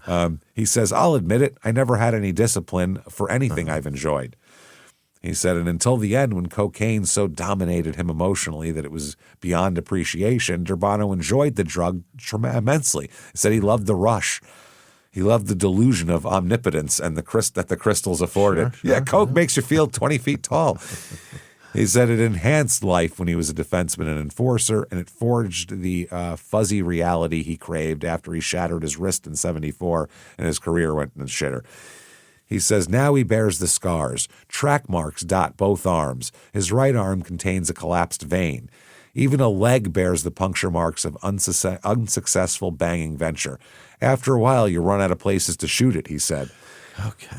After a long while, you run out of places to shoot. That is so much shooting cocaine. Fucking those veins got to harden. Bubbles could still use his arms. Yeah. I mean, wow. That's a lot. He said, but more, the psyche has scars. Once he earned $75,000 a year. Now he earns $300 a week in construction work. Once he drove the best cars, ate at the best restaurants, wore the best jewelry. Now he drives a junker, worries about feeding his girlfriend Lenora and their 2-year-old daughter and the baby on the way. Lenora said, it's tough for Steve. I know it is. She said that he takes his paycheck and he says, put this much aside for rent, put this much aside for electric, but he's learning to live without. Not without electric. Without what? Yeah. She said, believe me, he still has his periods like the last full moon. He has to be out and about, or he had to be out and about. But then he says to himself, I've got a girl and a baby on the way, so don't do anything to ruin it. He has stages where he'll never really be, he has his stages and he'll never really be mellow. He has that temper. He said 2 nights a week he can't go home because he's got to be at the halfway house until the end of May. He's got to report to his parole officer once every 3 months. He can't travel beyond a 25-mile of radius of the city without permission. Oh. He said, people see me on the street and they see me wearing a hard hat covered with dirt in my construction boots, and they see that I'm working for a living every day. He says, I'm earning it, man. Nobody's giving it to me anymore. Yeah, taking what they're given. Yep. He said he blames no one but himself for his fall, but the injury was a contributing factor. Yeah. He said also bad marriage, another contributing factor, which makes anybody want to do drugs. He said worse. Or worse. He said, I first smuggled coke in 1970 when I was a first-year pro. This is way different now, they say. Yeah. 1970, when he first got in the fucking league, he was doing this. He said, I wasn't even doing this stuff, but a guy gave me an opportunity to make $5,000, which is a lot of money when you're only making $9,000 a year. Mm-hmm. So I went to South America with another guy, learned the route, and that was it. And he was just a smuggler from then on. All right, yeah. He didn't return to South America until his career ended, he said, but in the interim, he developed an addiction that led to his conviction. He said, the first time I did drugs was when I was a rookie. I was brought up to the New York Rangers for the playoffs, and a little blow came up, some real good Sensi, meaning weed, Sensimilia, people doing amyl nitrate and some champagne. Amyl nitrate? Poppers? What are they doing? What was it? What is going on? Oh, a fucking orgy going on right. in the fucking locker room? What's happening right now? Wow. He said, the real New York lifestyle. Wow, I guess that's a crazy lifestyle. For the next 4 summers, Durbano and his ex-wife Lisa took their summers in Jamaica, where they had a friend who provided the coke. Yeah. But again, it was only the off season. Once the season started, I was straight, he said, until 74. He said everybody was doing blow in Pittsburgh. That is true, because we know for a fact Pittsburgh. There's a lot of cocaine there, yeah. Well, we did a bonus episode on it. There was a whole group of people, the Pirates, the Penguins, the fucking, and we've been Steelers. There. I've seen. Yeah. There's definitely a lot of coke there. Yeah, but I mean, back then in Pittsburgh, that was the center of the sports coke world back then. We did a whole bonus episode about it. The Pittsburgh 8 or whatever the fuck it was called. Right. Yeah. But he said, everybody was doing blow. He said, at least the young crowd I was hanging out with, friends, not teammates, he said. People with those gold straws and gold Quaalude necklaces. Whoa. Gold Quaalude necklaces? Jesus, I want a gold Quaalude necklace. That sounds relaxing. What is it? Does you put the ludes in like a charm? Maybe something like that. Maybe it had like little things and you pop them. They had a little Quaalude in each one. I'm not sure. I never heard of that before. Like you bite them off of it like those candy ones? I am. That's what I'm thinking. That's exactly how I was thinking of it, except maybe they're in a little case. You pop them open. I don't know. Is it like a signifier, like an indicative thing that tells people that I do them? Like if you were wearing a spoon around your neck back in the day and people knew that, like or the a roach pineapple. clip. Yeah. Or like a pineapple for weird old people in Florida. So weird. Wild. So anyway, Durbano said that the 75-76 season with the Penguins before he was traded to the Scouts, he said that summer he returned to Pittsburgh only to befriend a cocaine dealer and deepen his reliance. And these dealers their whole business model was get the athletes into this because they're the cool people. They're the runners in society. They're the people who people look up to. Yeah, and they have the money to afford it. Yeah. Jordan's wearing these shoes, man. Buy them. Yeah. Well, and the guys wanted to hang out with the athletes too. Yeah. And that was their way in, was they like Coke, I have Coke. And I get to hang out with these guys. He says, by then it had become a problem. I was into the downers, the Coke, and the Cincy. So he likes his weed, his barbiturates, and his coke. They said one of his friends here said Steve was a real gentleman, very polite off the ice, nothing like he was on the ice, but he was a guy who was easily influenced. And I guess he used cocaine as a crutch, he said. That's what he did. He said as soon as the ink dried on his contract, because he signed a 3-year deal at $80,000, $80,000, and $90,000, he said as soon as the ink dried, the Rockies offered to buy him out of his contract for $25,000. He was willing to settle for $43,000. The Rockies said no. He threatened a lawsuit but never followed up, and they just released him. He said, so the first thing I did, I went to the medicine cabinet in the dressing room, grabbed some syringes, went to my dealer, got 2 grams, and went to my wife Lisa and said, mix me up a hit. So she gave me the hit. Yeah, these two were fucking crazy. This is like Henry and Karen Hill in the middle of this is insane. Yeah, we're lucky no dogs got strangled in Goodfellas. Yeah. He said that I was hooked. I didn't care about anything. I remember we had these huge brown pillows in my house. I took the hit and just collapsed. 15 minutes later, I was like, hit me up again. I had no willpower. It was an instant addiction. Jesus. His first experience with shooting up turned into a 2-month run. He said later he would go on 6-month runs where he would stay awake shooting cocaine for 5 and 6 days at a time before collapsing. Wow. 6 days straight coke binge? Yeah, people do that shit, especially if you're shooting it. You can keep going. He would clean out his body for short periods, but soon he was fucking shooting up again. Yeah. He said that he never played a game with Detroit and all that. And then he went down to Birmingham. He said, I was depressed down there. Yeah. I was suspended a few times and had to play the goon thing up because of my hand. So I found some guys who liked to party and the drugs escalated again. And then he signed with the Blues, and he said, I was working hard.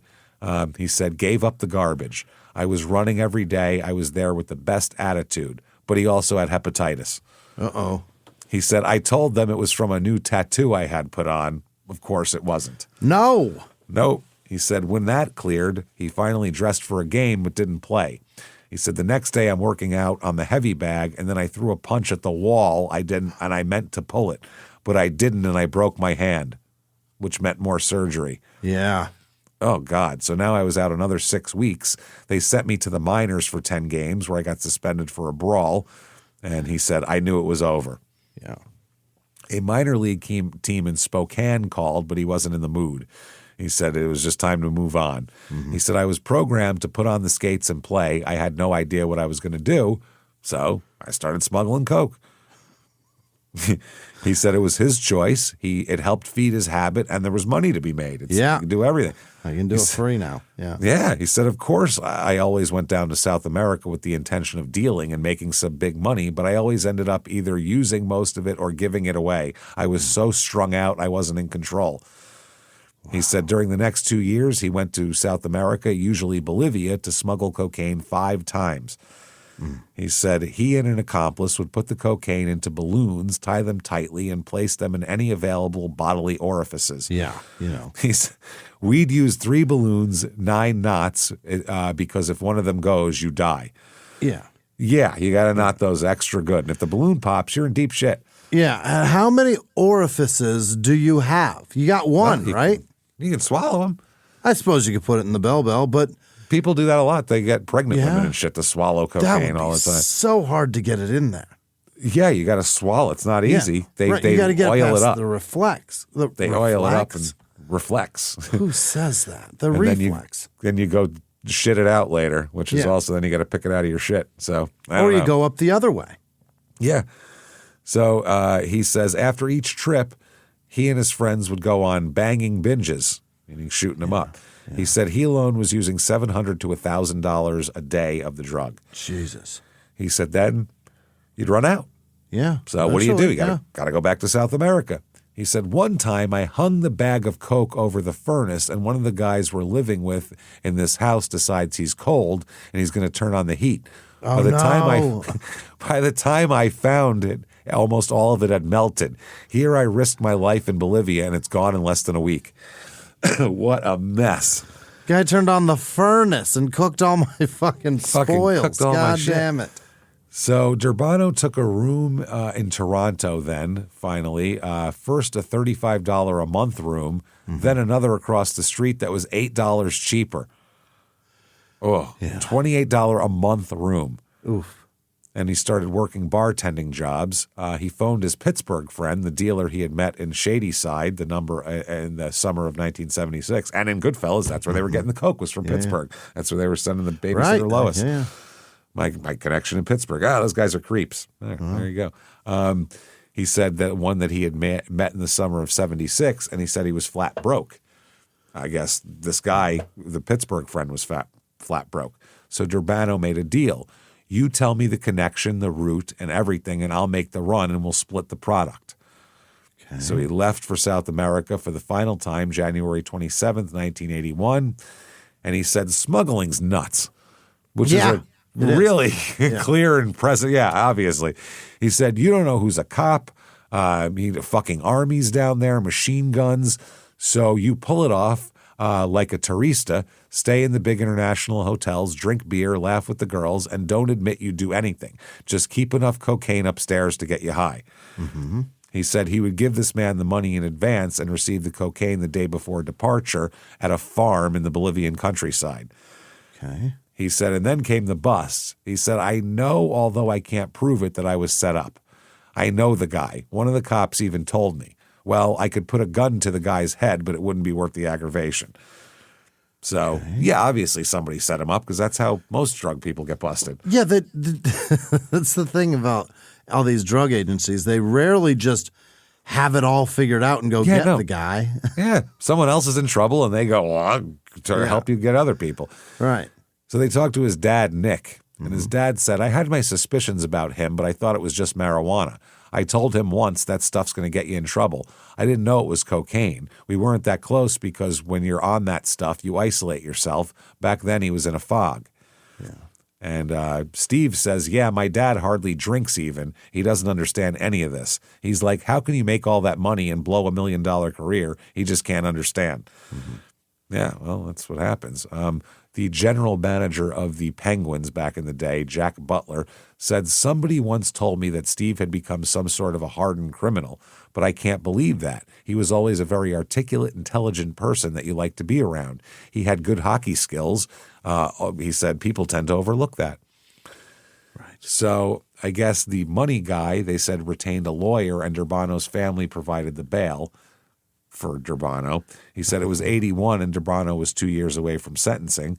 He said at that point, cocaine was still first in his life, and so he and a friend spent almost every evening of the next 6 months getting drunk and fucking wired up on coke. Yeah.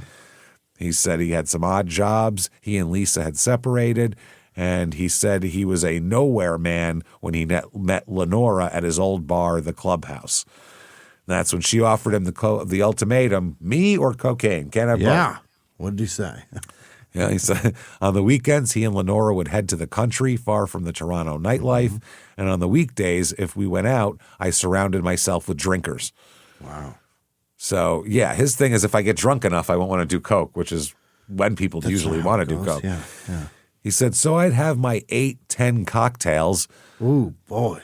Go home, smoke a joint, and crash. None of the other garbage. That's good. He said it's been 3 years since he's injected cocaine. He said the crave is still there once in a while. This kid I was rooming with at the halfway house had some coke. So one night he brings out the points, meaning syringes, and he says, want to get high? I thought, if I'm ever going to beat this, this is the time. So I tried to sleep, and I didn't sleep well. I thought about it all night, but I didn't do it, and I felt great the next morning.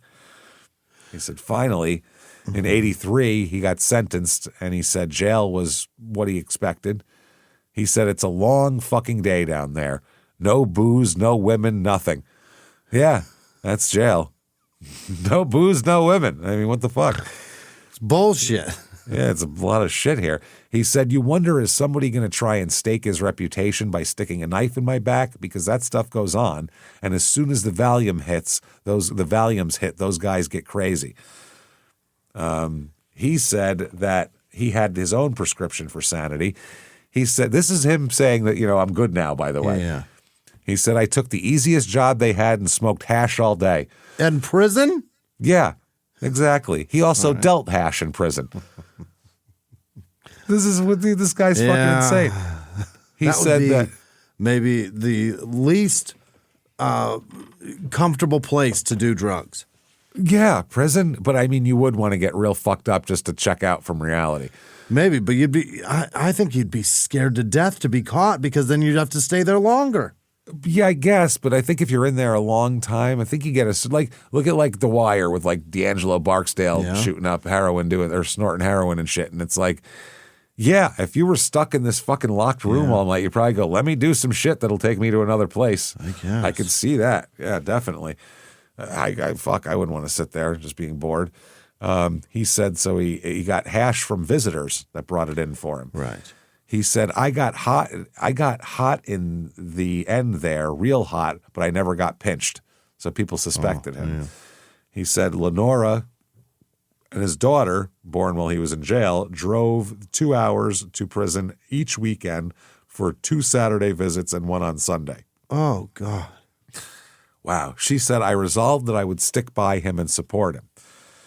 So he was released from jail, initially couldn't find a job, then bounced around a number of jobs as part of a halfway house program, finally latched on with the construction company, knocked his girlfriend up again, and, all of that. So he said his ex-wife remained in Toronto and has her own problems. He said, she's over for Christmas every year. This is what Lenora says, the new girlfriend. Sometimes she's okay. Other times she's paranoid and strung out. She's in a world where the first thing you do in the morning is have a drink and a smoke. Ooh. So they also say, I've got all the pictures up on the wall at home, and I look at the one picture, one in the Pittsburgh uniform, and look back at this guy 10 years ago, and I think, what the fuck happened to that guy? He had so much potential. He says, but I guess it wasn't meant to be. Now I've been through the worst I can go through and have a good attitude. I'm starting to get over things. Things can only get better. Okay. And he doesn't fear the future. He says that, he fears that other young men will end up like him. He said it's so easy for these kids to fall into the same traps. They're spending $3,000 for jewelry, buying drinks for everyone all night. Look, how do they keep control? He said, look, drugs in hockey are no worse than in any other sport. My only criticism is this. In other sports, management says if you have a problem, come to us and we'll clean you up. In hockey, they say, we catch you, you're out of hockey. That's it. And that's wrong. He said he has not seen any reason to speak in front of youth groups, reasoning that, quote, a 16-year-old kid is going to do what he's going to do. He'll either he'll handle it or he won't. That is the wrong, wow. And, American sports, the big three, they certainly say, do those drugs and we'll throw you out of here. But it's very obvious after like that 7 times that we catch you. There's that, and then there's also the depending on how fucking talented you are. That's the other thing. Yeah, Lawrence Taylor's in the Hall of Fame. You know what I'm saying? Oh Christ, it happens. So he said, I did a show in Canada, sort of their equivalent to 60 Minutes. Yeah. He said, the police wanted to seize the tapes and nail me for perjury, but what sense does that make? I've paid. I've done my time. By my talking, I'm helping them by showing the kids, hey, stay away from the coke because drugs lead you nowhere but jail. Yeah. Yeah. He said that sometimes a smart mouth in a bar will remind him of his past, and he will steam with the knowledge that a right hook to the teeth could land him back in jail, so he doesn't do anything. Yeah, but also you can't take something somebody said in an interview and run that as perjury. That's the other thing. Because it's not under oath. They can just say I was lying. Fuck they want on TV. They're saying that if he's saying what he said in the interview is true, then what he said on the stand was false. And I'd say, well, one was under oath and one wasn't. So right. So take that the one under oath is true. Fuck you. Yeah, this isn't under oath. I could be spinning a yarn. Say whatever the fuck I want on TV. It's an entirely different venue and reason for me to be on here. Yeah, Barbara Walters doesn't swear you in before you sit down. That's not how it works back in the day. He said, I just tell him, hey, I never saw you on the other bench when I was playing. You only dreamed your dreams. I played the game. Yeah. He said, I'd rather be a has-been than a never was. Okay. That's fair. So they said, soon the blue bomb, Durbano's cracked and dented 72 Impala, is wending its way through the back streets of Toronto's Yorkville neighborhood, past the ritzy boutiques and yuppified row houses. Yeah. Durbano stops twice to show off 2 houses he and his partner have helped to restore. I thought he was going to say ones he used to own, but no, ones he worked on. He said right now that would go for $400,000, he says, smiling broadly. By now the car is coughing, a wheezing tribute to the utilitarian, if not the aesthetic ideal. Durbano shifts and Toronto night lights escape the rearview mirror. There's work early tomorrow, responsibility, a family, and the fervid promise of a better life. Right. And there's a picture of him looking real fat and real bald, kissing his kid. Leaning against a shitty Impala that barely runs? Barely runs. And he's just standing there shirtless with that. He's got a tattoo of those are tits. I see nipples. There's a woman with nipples actually has tits on him. Oh boy. His tattoo goes from his top of his shoulder to his elbow. Whole fucking area there. Quarter, half sleeve. And it is fucking like a woman. She's got looks like a dress on, but her tits are out and I see nipples in clear. Clear as day. A lot of people have that man's ruin tattoo that's like there's a woman with a lot of times with her tits out and then like a whole bunch of things around it that will spoil your life. You know what I mean? It's just her. That's all he's got. He's got a half sleeve of just titties. Just a woman with her tits out. Wow. Just like a sexy woman with her tits out. Wow. That's it. June 25th, 1985, Steve and Lenora announced the arrival of another daughter, Carly Marie. Wow. Here. She weighed 8 pounds. So there you go. June 14th, 1988, he's putting prison and drugs behind him. Oh, Steve. That's right. He's packed on 20 pounds onto his bear-like frame since his playing days, but his eyes are clear and he's articulate. Mm-hmm. He says, I used to go into these periods where I'd go in and out and in and out. I'd get into it heavily for a while, then never see the stuff for months. I'd get this craving, this urge, then I'd clean myself up and figure out if I was all right. A few months later, I'd fall into the same trap. It takes you a long time before you can put it down completely. It messes you up. And when you know you're messed up, you've got to have it. Sure. He said, though, he insists this will be his last interview. He says he hasn't used cocaine since he went to prison 5 years ago, and now finally he says he wants to put the past behind him. He was the first professional athlete in Canada ever to go to prison on drug charges, by the way. Is that right? That's amazing. That's what incredible. Year? Fucking 83, 84, wow. 82. Yeah. Yeah. They said that, that's amazing. That's wild because we had a lot of them put in jail by then in America. Sure, yeah. Christ almighty. He says, though, Coke at first, when he first started in his first season, he called it his Friday night sweetheart. He said that then he became a regular user. He said, I saw my buddies doing it, so I thought it was okay. But it's highly addictive. Right. In the 70s, that was one of the perks of Coke was people said it wasn't addictive. Unbelievable. That was the big, until the 80s, that was like the early 80s, that was the big selling point. Makes you feel good, you're real social, you can drink more, it kills the alcohol, and it's not even addictive. Great. Crazy. That would be great if it was true. Yeah. He said, but it's highly addictive. I never went for help because I didn't think I had a problem. After I got out of hockey, I didn't know how to deal with it, so I got high. He said, if I was a drinker, I would have just drank more, but I was a non-drinker. So there you go. He's out of hockey, and he said, I don't drink, so I just do Coke. Just do Coke, and I just shoot Coke into my arm because there's no drinking. I don't know. What are you going to do? He said he'd do it right around the clock. He said, I was doing a gram every hour or two for 24 hours. Mm-hmm. Holy shit. Gram or two every hour? Yeah, for 24 hours. Holy shit. That's a half an 8-ball every hour. That's a lot. How many? That is 12 8-balls a day. Well, if he said, let's say he does 1.5 per 24 hours, 1.5 an hour for 24 hours, that'd be 36 grams of Coke in a day. That's so much. That's over an ounce of Coke in a day. That's so much. Shooting it, too. Yeah. Wow. He's been hanging out at the Riverview Golf Club, which is his father's golf club, where he and his brother John are now running it. Yeah. So now he's running a golf club. Yeah. They hope to own it within 5 years. Okay. Lenora also works at the club, and the two girls are there too. Lenora said, I didn't know him when he played hockey. He said he had some emotional problems, but there was something special about him. Now he's really gotten things back together. He's really in his element right now. This place is in his life. I don't think he ever wants to go back to that city. Or back to this city, sorry. Durbano said he prefers to talk about golf courses today. He boasts of the layouts, facilities, and even the low dining room prices. He said, every Saturday this month is booked solid. The reservation book is full. So, yeah, that's pretty fucking funny. April 23rd, 1991, Durbano's arrested again. Oh? Yep, he is arrested and he receives a suspended sentence after pleading guilty to stealing 5 shirts from an Eaton store. Oh, no. Shoplifting, Steve. 5 shirts, James. 5 A week's shirts. worth of shirts. Yeah, I need some more shirt. And then he went there. Yeah.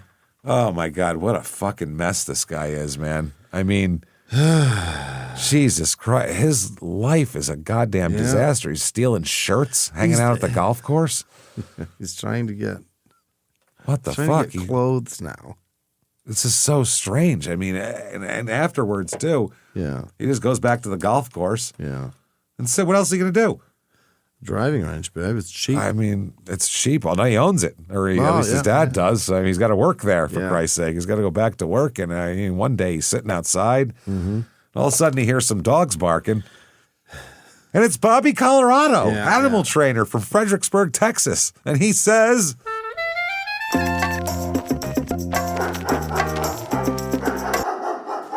how is it you come to arrive here? Seriously. Hey, don't stay the fuck away from my dog, by the way. I don't know which one of you killed the last one, but you could blame it on your wife or whatever, but, you're shooting up coke, you're strangling dogs. You keep away from them. Don't pet them right now. Yeah. But seriously, what the fuck is wrong with you? What's wrong with you? Hey, listen, I've been in the joint. You know what I mean? Wild, It's not, we all got a past, you know what I mean? Mine a little more mysterious than others, possibly, but... But still, you're fucking up, mister. Let me tell you something. First of all, leave the fucking dogs alone. Yeah. Get your little mower out and trim your goddamn greens down real tight and quit worrying about this bullshit. Trim the tiff. You're a fucking jerk off. What's wrong with you? God damn it. And what do you got, tits on your arm? You're holding a 2-year-old with fucking tits hanging out of your arm. You look like a jackass. And then poof, in a cloud of marinara sauce and dog shit, he's gone. Yeah. And Steve is very confused. He has no idea what happened. He's like, how did I just inject myself with cocaine again? That made me do C shit, for Christ's sake. I want to see this fucking tattoo so bad. I'll show it to you. I'll put it on social media, too. It'll be up there in a minute here. So he received a suspended sentence after pleading guilty to shoplifting. Yeah. He had, apparently, it was 5 shirts from an Eaton store. He had $12 in his wallet when he was arrested with $168 worth of shirt. $168 worth of shirts? Which those aren't cheap shirts. No, that's a $35 shirt. This is decently expensive shirts, and he only had $12. So that is not good. Not buying that. He did get 5 days in jail and then a suspended sentence. So May 25th, 1993, he's in trouble again. Uh-oh. The Niagara Regional Police have charged Durbano with uttering threats and 2 counts of breach of an undertaking. What is it? Breach of does that mean? A funeral? Did he interfere with a funeral? Right. What does that even mean? Or does it mean cops, like they were doing their duty, like in obstruction of duty type of obstruction of justice, maybe? That's all I can imagine. They said he was arrested Sunday morning at his home. No other details were available. We'll find out, though. He is due in court on June 9th, accused of threatening a bar owner. Okay. They said that, they arrested him here for that. He says he was uttering threats, 2 counts of breach of an undertaking. Police said the arrest stemmed from separate charges laid May 16th against Durbano for allegedly threatening the same Welland bar owner. At the time, he was ordered not to talk to the man or go near the bar, and he went there and threatened him. That's what it is. That's not good. He breached a restraining order of some sort. Yeah, they told him don't do that, and he went and did it. That's right. I don't really know what the fuck happened in the outcome of that. I can't imagine he got a lot of time or anything like that. But We don't know. Yeah. Now, by the mid-1990s, this is bad. He has about a $300 a month hockey pension, which isn't going to cut shit in the 90s, and he's also on welfare now. Oh, God damn it. Yep. He's doing odd jobs. He helped his father build an executive golf course. He is struggling with other physical issues from substances. He has alcohol-related liver damage at this point.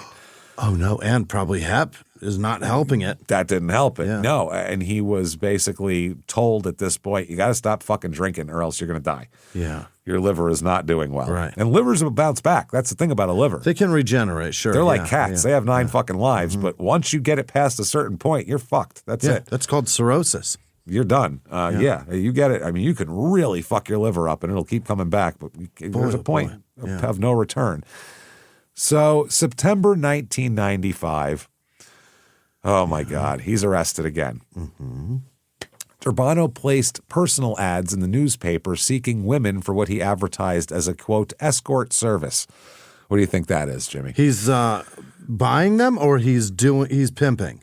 He's a personal ad. He's saying, I'm starting an escort service, so he's looking for women to pimp out. Recruiting them, yeah.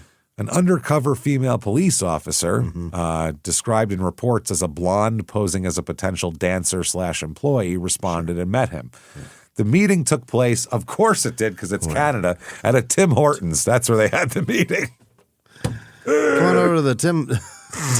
Let's get some Timbits and talk about this. What the fuck? And talk about you touching my Timbits. During the conversation, Durbano detailed prices for various sexual acts, provided a code name for her, and offered her a job that explicitly involved prostitution. Wow. This was procuring for the purpose of prostitution under law at the time. He was charged with attempting to procure a prostitute or related offenses like procuring a prostitute for operating an escort service, illegal shit, blah, blah, blah, blah, blah. And not good is what it is here. Terrible. So I've been a drug dealer. Let me try pimp at this point now. So, I mean, for a long time, he kind of, I don't know, I kind of liked him when he was playing. I like an enforcer. I like a crazy hockey player. They're fucking hockey players. They should be crazy. Yeah. That's what they should be. When I see Slapshot, that's how I want all the guys to be. I want this guy to be nuts and this guy to speak French. Some and that's lunatics, what I want. Need some fucking lunatics. It's a crazy sport. Should be lunatics. Doesn't make any sense. Yeah. I need a guy that just has a suitcase full of small cars. Small cars and very few teeth left in his head. That's what I like. No clothes, just these cars. All right. All right, fine. So... just these cars? I love that so much. Them just watching the slot cars go around to 50 times. So, I feel bad for the guy because I think he got kind of a bum rap in the league because everybody brought him in to be an enforcer, and then he'd be an enforcer, and then they would be like, oh, this guy's out of control. He's doing too much. That's why you hired the fucking guy, for Christ's sake. Yeah. And also the coke thing, the league hung him out to dry and acting like he's the only good thing we got rid of him because he was the influence and all that. I mean, I feel bad for him, Jimmy, but not nearly as bad as I feel for Steve Durbano, chef at Rigatoni's. Where's that at? In Haverhill, Massachusetts. And it's Rigatoni's, Rigatonys. Like, his name is Tony. Jesus Christ. So even if his name wasn't Steve Durbano, I'd feel bad for the chef at Rigatoni's either way, because I bet their food sucks. I don't know, but I'm assuming based on by your their name sign, it's not good. Yeah, doesn't forebode well. I wouldn't eat there. I know that much. Steve Durbano, senior manager of network security at engineering at Force Point. It's in Herndon, Virginia. I don't know what that is, but he went to the Catholic University of America, whatever the fuck that is. April 16th, 1998. Now it's coming out. There's a big headline. Ex-NHLer ran sin bin. What's a sin bin? That's fun. Former player Durbano caught hiring NRP police officer as hooker for escort agency. Yeah. Oh, man. So, they're talking about all this. He took another step down in the world by pleading guilty to hiring a woman to work as a hooker for an escort service, quote unquote. He ran from his townhouse. Wow. Oh, God. He will be sentenced on April 21st. I guess the Vice Squad began getting complaints last summer that Durbano was operating the 5-star escort service in Welland and was using 5 stars. If I could give it 1 star, I would. And was using the agency for purposes of running a prostitution ring. I guess they did advertising and recruiting by placing personal ads in the Welland Tribune and the Standard.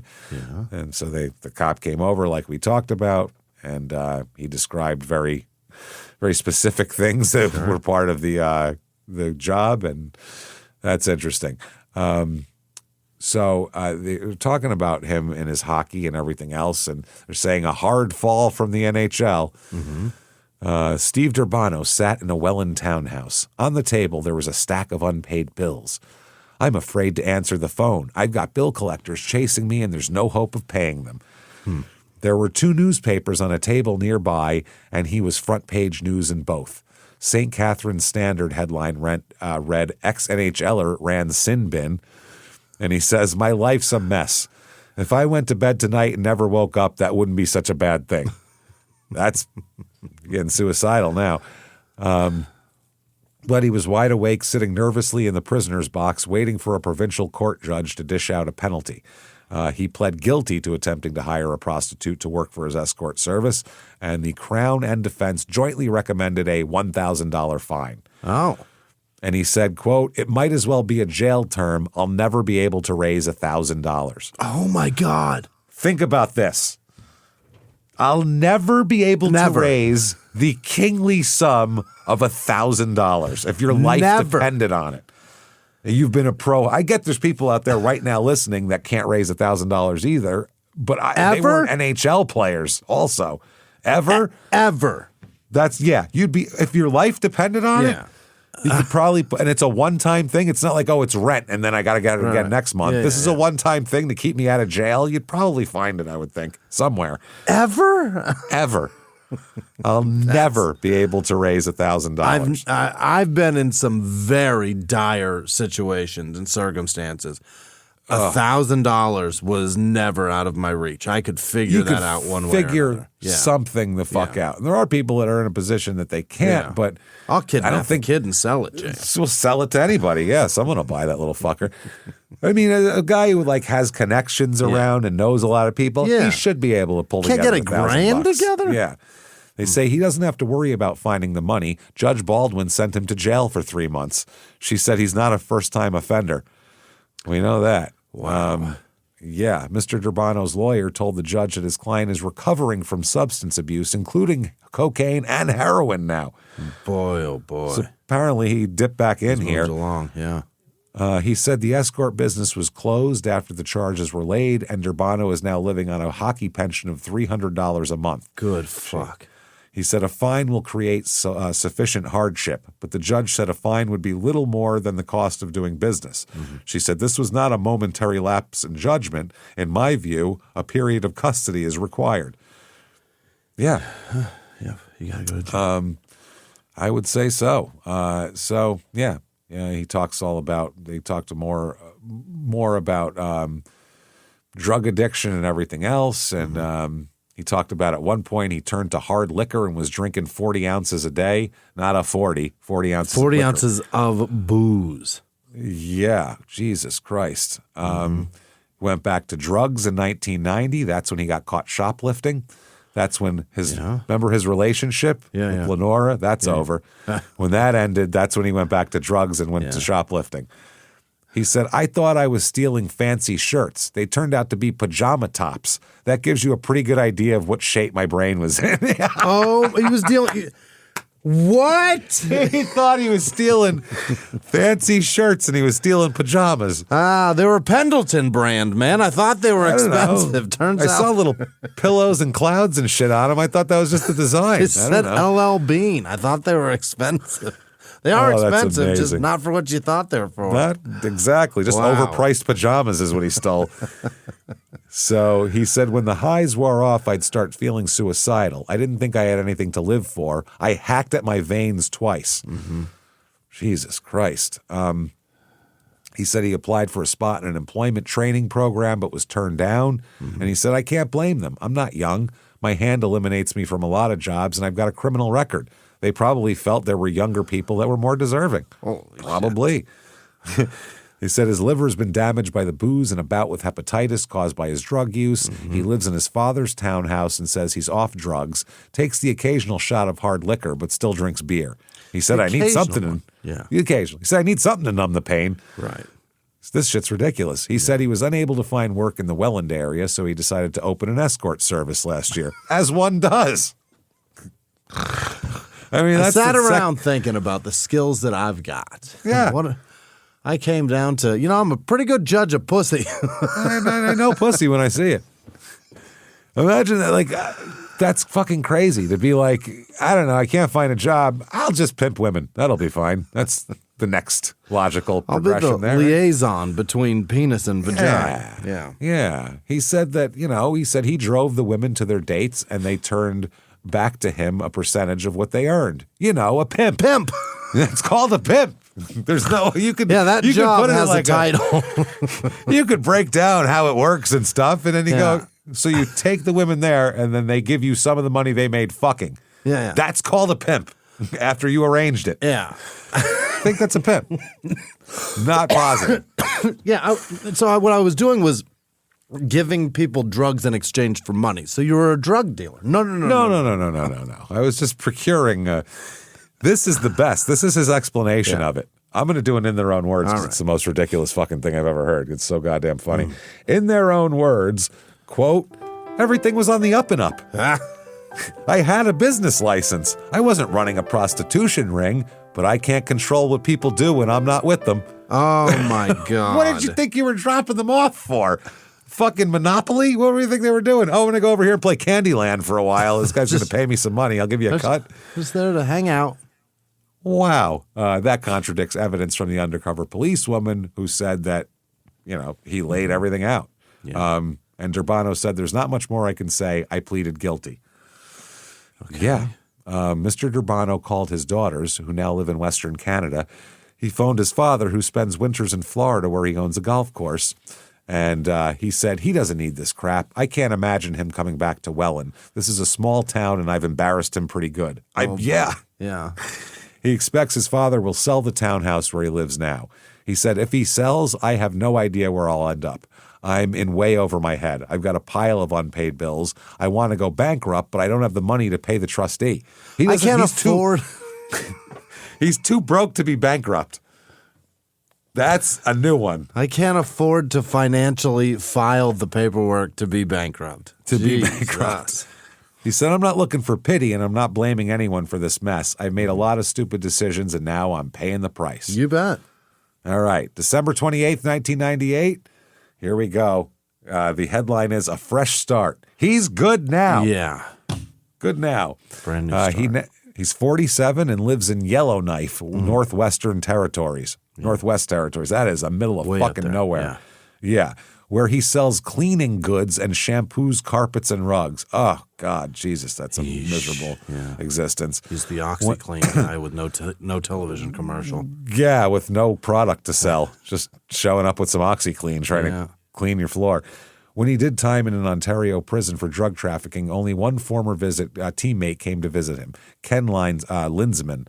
Durbano on his new life, I gave myself a year of real hard work, a lot of promotion, pounding the streets, handing out flyers, knocking on doors, introducing myself, not as Steve Durbano, the ex-hockey player, but as Steve Durbano with Electrolux Electra Clean. All right. I'm not Bobby Orr in this town.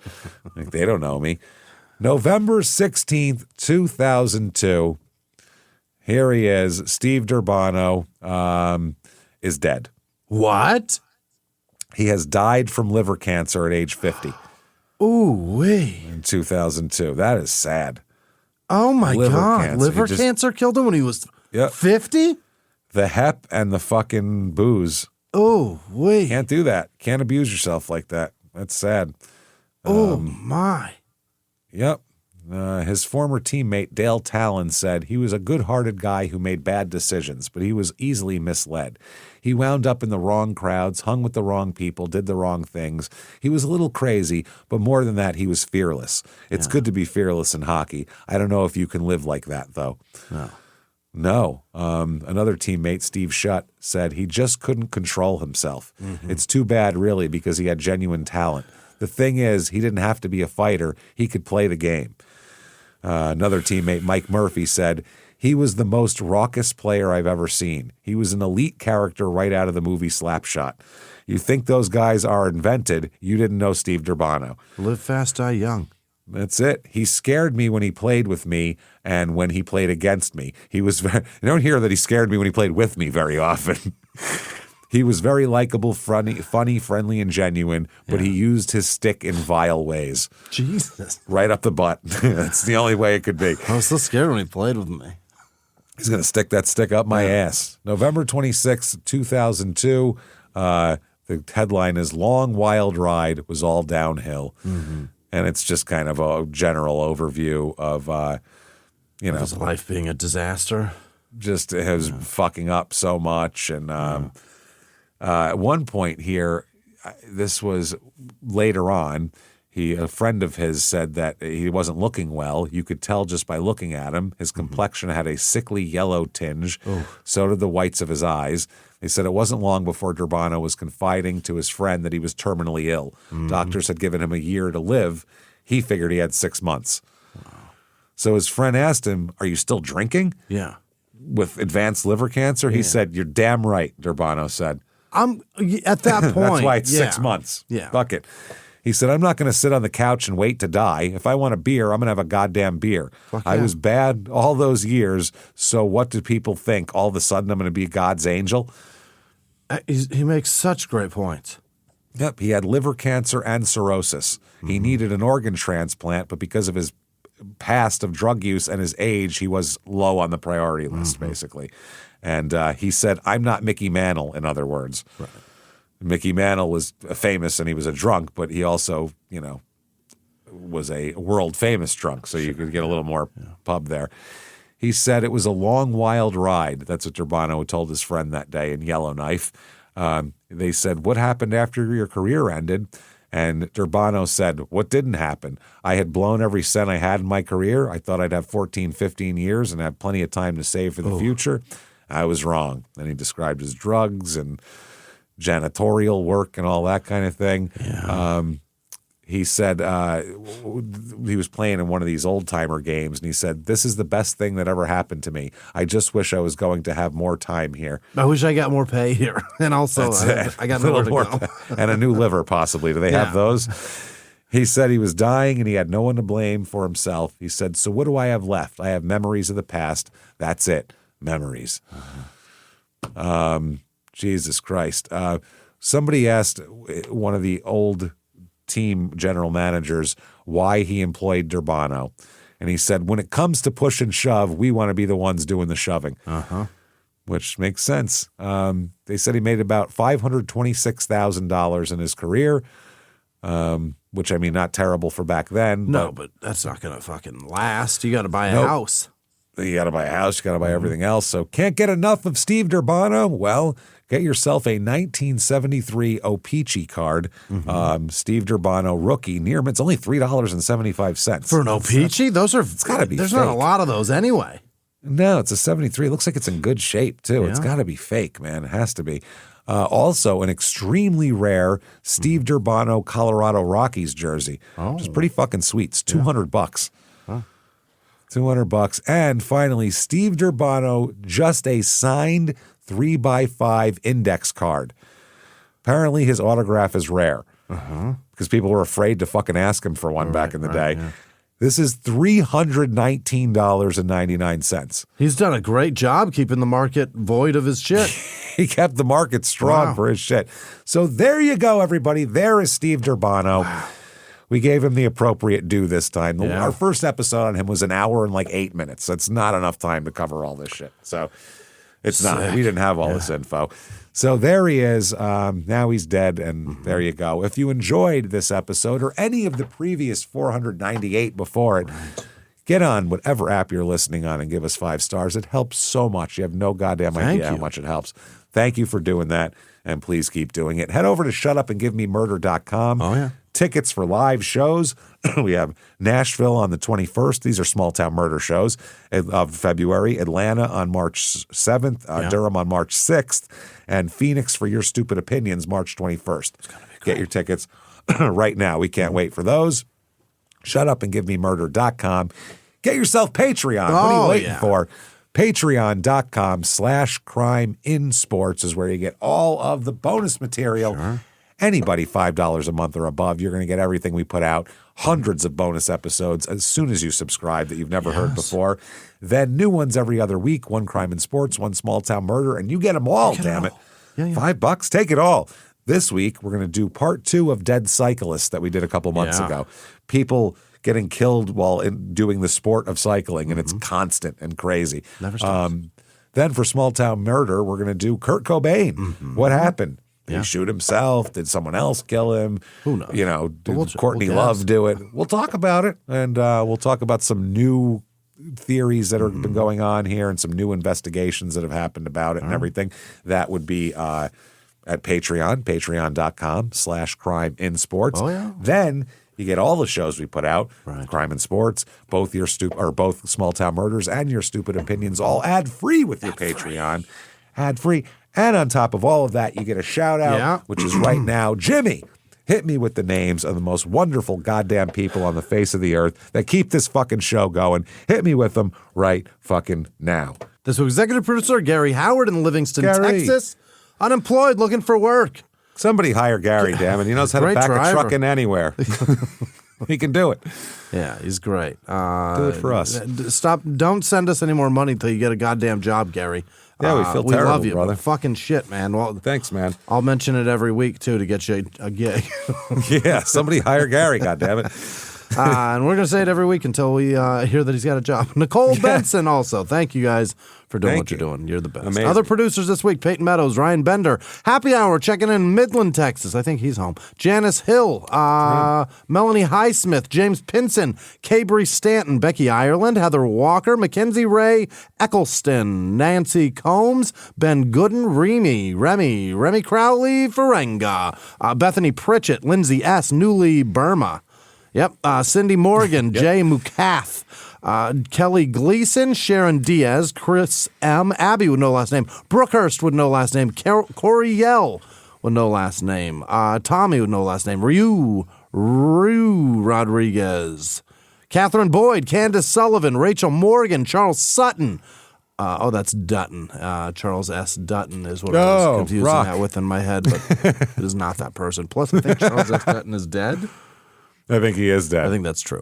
Linda Barnes, Paytonic, Jessica Witherly, Kachi, Asiegbunum, Asigbunam, Kachi, Anna Bailey, Rosie Brunson, Joni, Johnny, Nathan, I think it's Joni Nathan, Peter Larson, Tom with no last name, Diana Sanchez, Dayanara, Eric Macbeth, Jacob Dobrzinski, Emily Ward, MNJ 1193, Emily with no last name, Bradley German or German, Bridget with no last name, Brigitte possibly, Trisha Jenner, Jessica with no last name, Kelly Owens, Runa Fox, Sandra Sellers, SMT, Mr. Moose, Steve in Hawaii, Jose Sebastian, Heather nope, that's Amber. Why would I ever confuse the two names? Amber Hansen, Britt Mejia, Jean, Jean, McPherson, I think it's Jean.